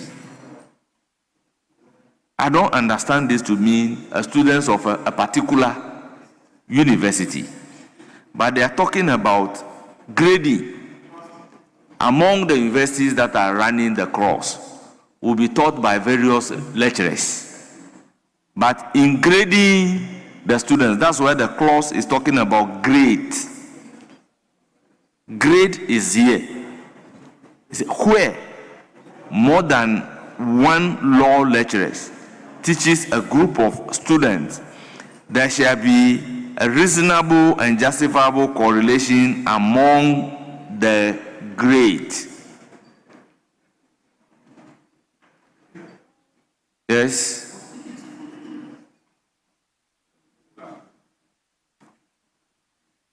Well, let me hear the Speaker. Majority Chief Whip. Okay. No, let him come in later. You are a leader. Apparently, you don't control that. I control that. You are right. Yes. Right. Yeah. But in this case, that's it. Yes, let me hear you. Speaker, in all humility, Mr. Speaker, the introductory phrase, where more than one lecturer teaches a group of students, presupposes that it is a reference to a particular school, an institution, an accredited institution. Now, the implication, what is being implied here is that there may be two or more, or one or more lecturers teaching one course. Now, what is missing here, what is creating the problem is the one course. It should be one course. Now, the intent here is that this group of lecturers, in assessing the students at the end of their tutelage, should be able to have a certain correlation. But what is also creating the problem is the introduction of justifiable correlation. I think that adjective is misplaced, because we speak of a uniform standard. So the intent of this provision is to the effect that there must be an established uniform standard of assessing this group of students taught by these several lecturers in this particular program. So that, for instance, let me speak of advocacy. The Honorable John Daku teaches some part of advocacy. The Honorable Anyimedu teaches some part of that same program, same course. Then the Honorable Apenyumaki Osahin also taught some part of the program. The intent of this provision is that when at the end of the program they want to assess the students, there must be a certain standard way of ensuring that when they set the exams and they are marking the students, they will not apply different standards in the award. So that there will be, the exams will be set, marking scheme will be provided, and just one of them can just sit down and mark and award or have a uniform way of assessing them. That is the intent. So what is missing here is one course. Mr. Speaker, if your rendition is what it is, then the entire drafting will have to be redone. So in applying your rendition, it means thought. For instance. So in a scenario that we have narrated, yes. Would the students be writing one and the same examination? Yes, they'll be writing one and the same exams. Okay. So once they are writing one and the same examination, yes, you are only talking about grading. Yes. You understand? Yes. This has nothing to do with setting of questions, because whether the questions are set by one of the lecturers or all the lecturers, yes, that is the exams that all the students are going to write in different groups. Yes. They are going to write. Yes. But it is not possible that you have only one lecturer that will be marking all the scripts. Speaker, it's possible. It's possible that the three of them can get to set the exams questions. It is published. It is administered. There's a marking scheme. Perhaps Senior Anyimedu is the one who have the time to sit. But I don't think that is what they are talking about, because if it is one lecturer, yes, that is going to mark, yes, the examination, yes, they cannot be talking about reasonable correlation. Yes, that because is why, it's one and the same person, Speaker, who is marking. So if one and the same person is marking, who is he going to do that reasonable correlation with? With the one or more lecturers. With the one lecturer. But he is the only one marking. No, he's the only person marking. So this particular provision is envisaging a situation where it may not be one person marking. So in grading, there must be a correlation between a grade that will be given by John Dako, a grade that will be given by Osahi, a grade that will be given by Kinsiri Nyako, and a grade that will be given by Anyimedu. Yes, but it has to be in the same course. Marking the same course. Scheme. The same so course. That should be, yes, that should be a correlation. Course. Yes, the same so course. that is what I am understanding this to mean. Yes, so it is. Since we agree that the examination questions will be one and the same. Yes, so it's not in different schools, but in the same school, the same course.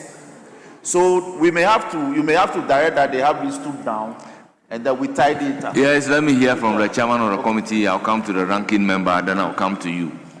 Then we can draw the curtains down. Yes. Mr. Speaker, from the arguments my colleagues have all raised, they seem to be zooming on the fact that it is more than one lecturer teaching one course.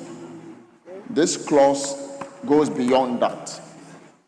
It did not mention one course or one subject. It says, where more than one law lecturer teaches a group of students. That's where it ends. You see, that subject could vary. So, my good self, John, and Senior Kwame could be teaching one group of people different courses or different subjects. That's the other aspect of it. So, listen, the intent of this is to say that when three of us, because we're talking about standards, when three of us are teaching a group of people, whether you're teaching maths, he is teaching English, and he is teaching chemistry, there has to be a certain correlation. Your grading should not be high up and mine should be lower. That is the intent of this.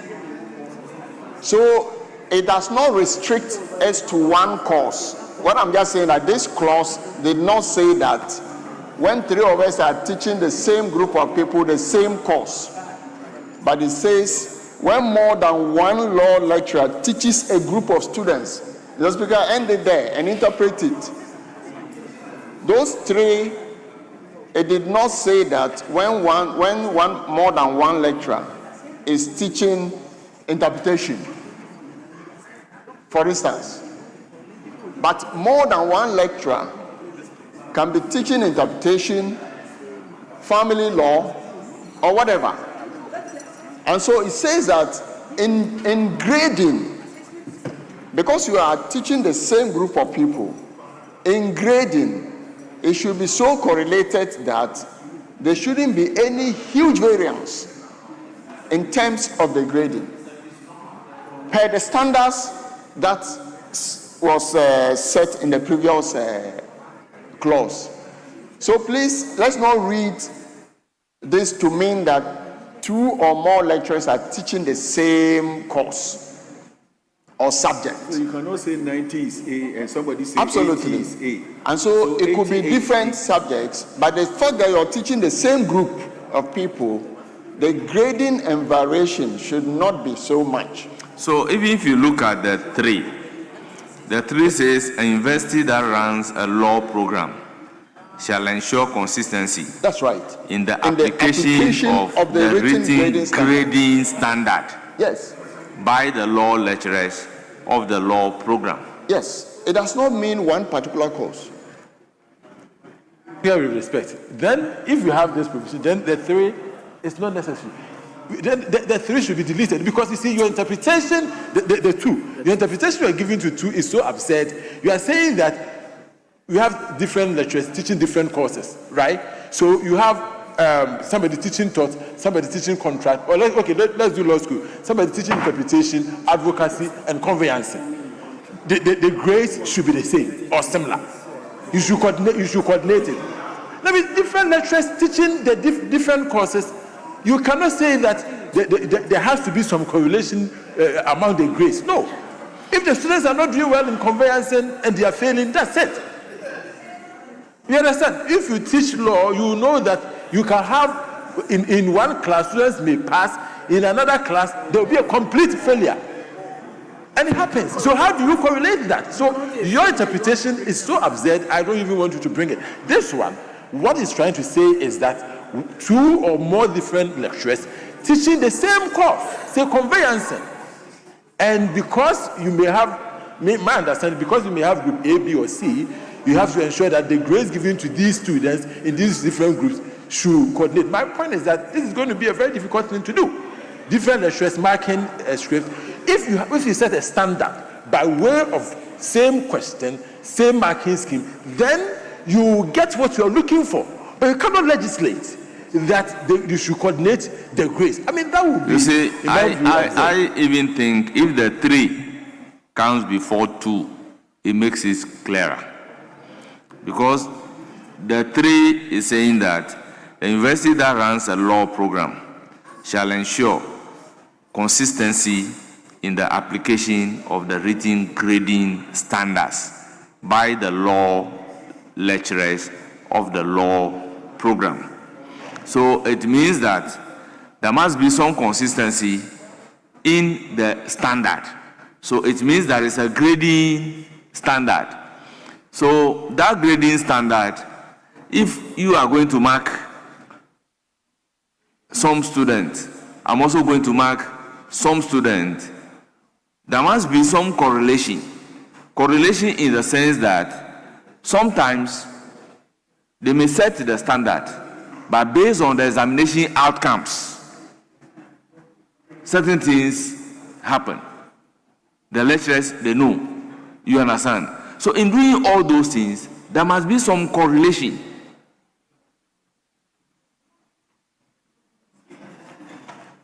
Our members, Speaker, I think we'll have Speaker, to number defer 3. clause 50 in view of the fact that today is Friday. Speaker, let me draw attention to clause 3. Even the written grading standards is nebulous. There's nothing like written grading standards. We have grading standards. So the adjective written to qualify grading standard in itself should go. But I agree with you that we may as well delete 2 and make it 51, 52, so that the 3 becomes 2. If it stays like that, it conveys every meaning under the sun. That It conveys every meaning Honourable under the members, standard. with all due respect, we defer the consideration of clause 50. We have sat beyond 5 hours. I will then proceed to have the House adjourn. Accordingly, the House is adjourned till Tuesday, 24 February 2026 at 2 o'clock in the afternoon. House accordingly adjourned.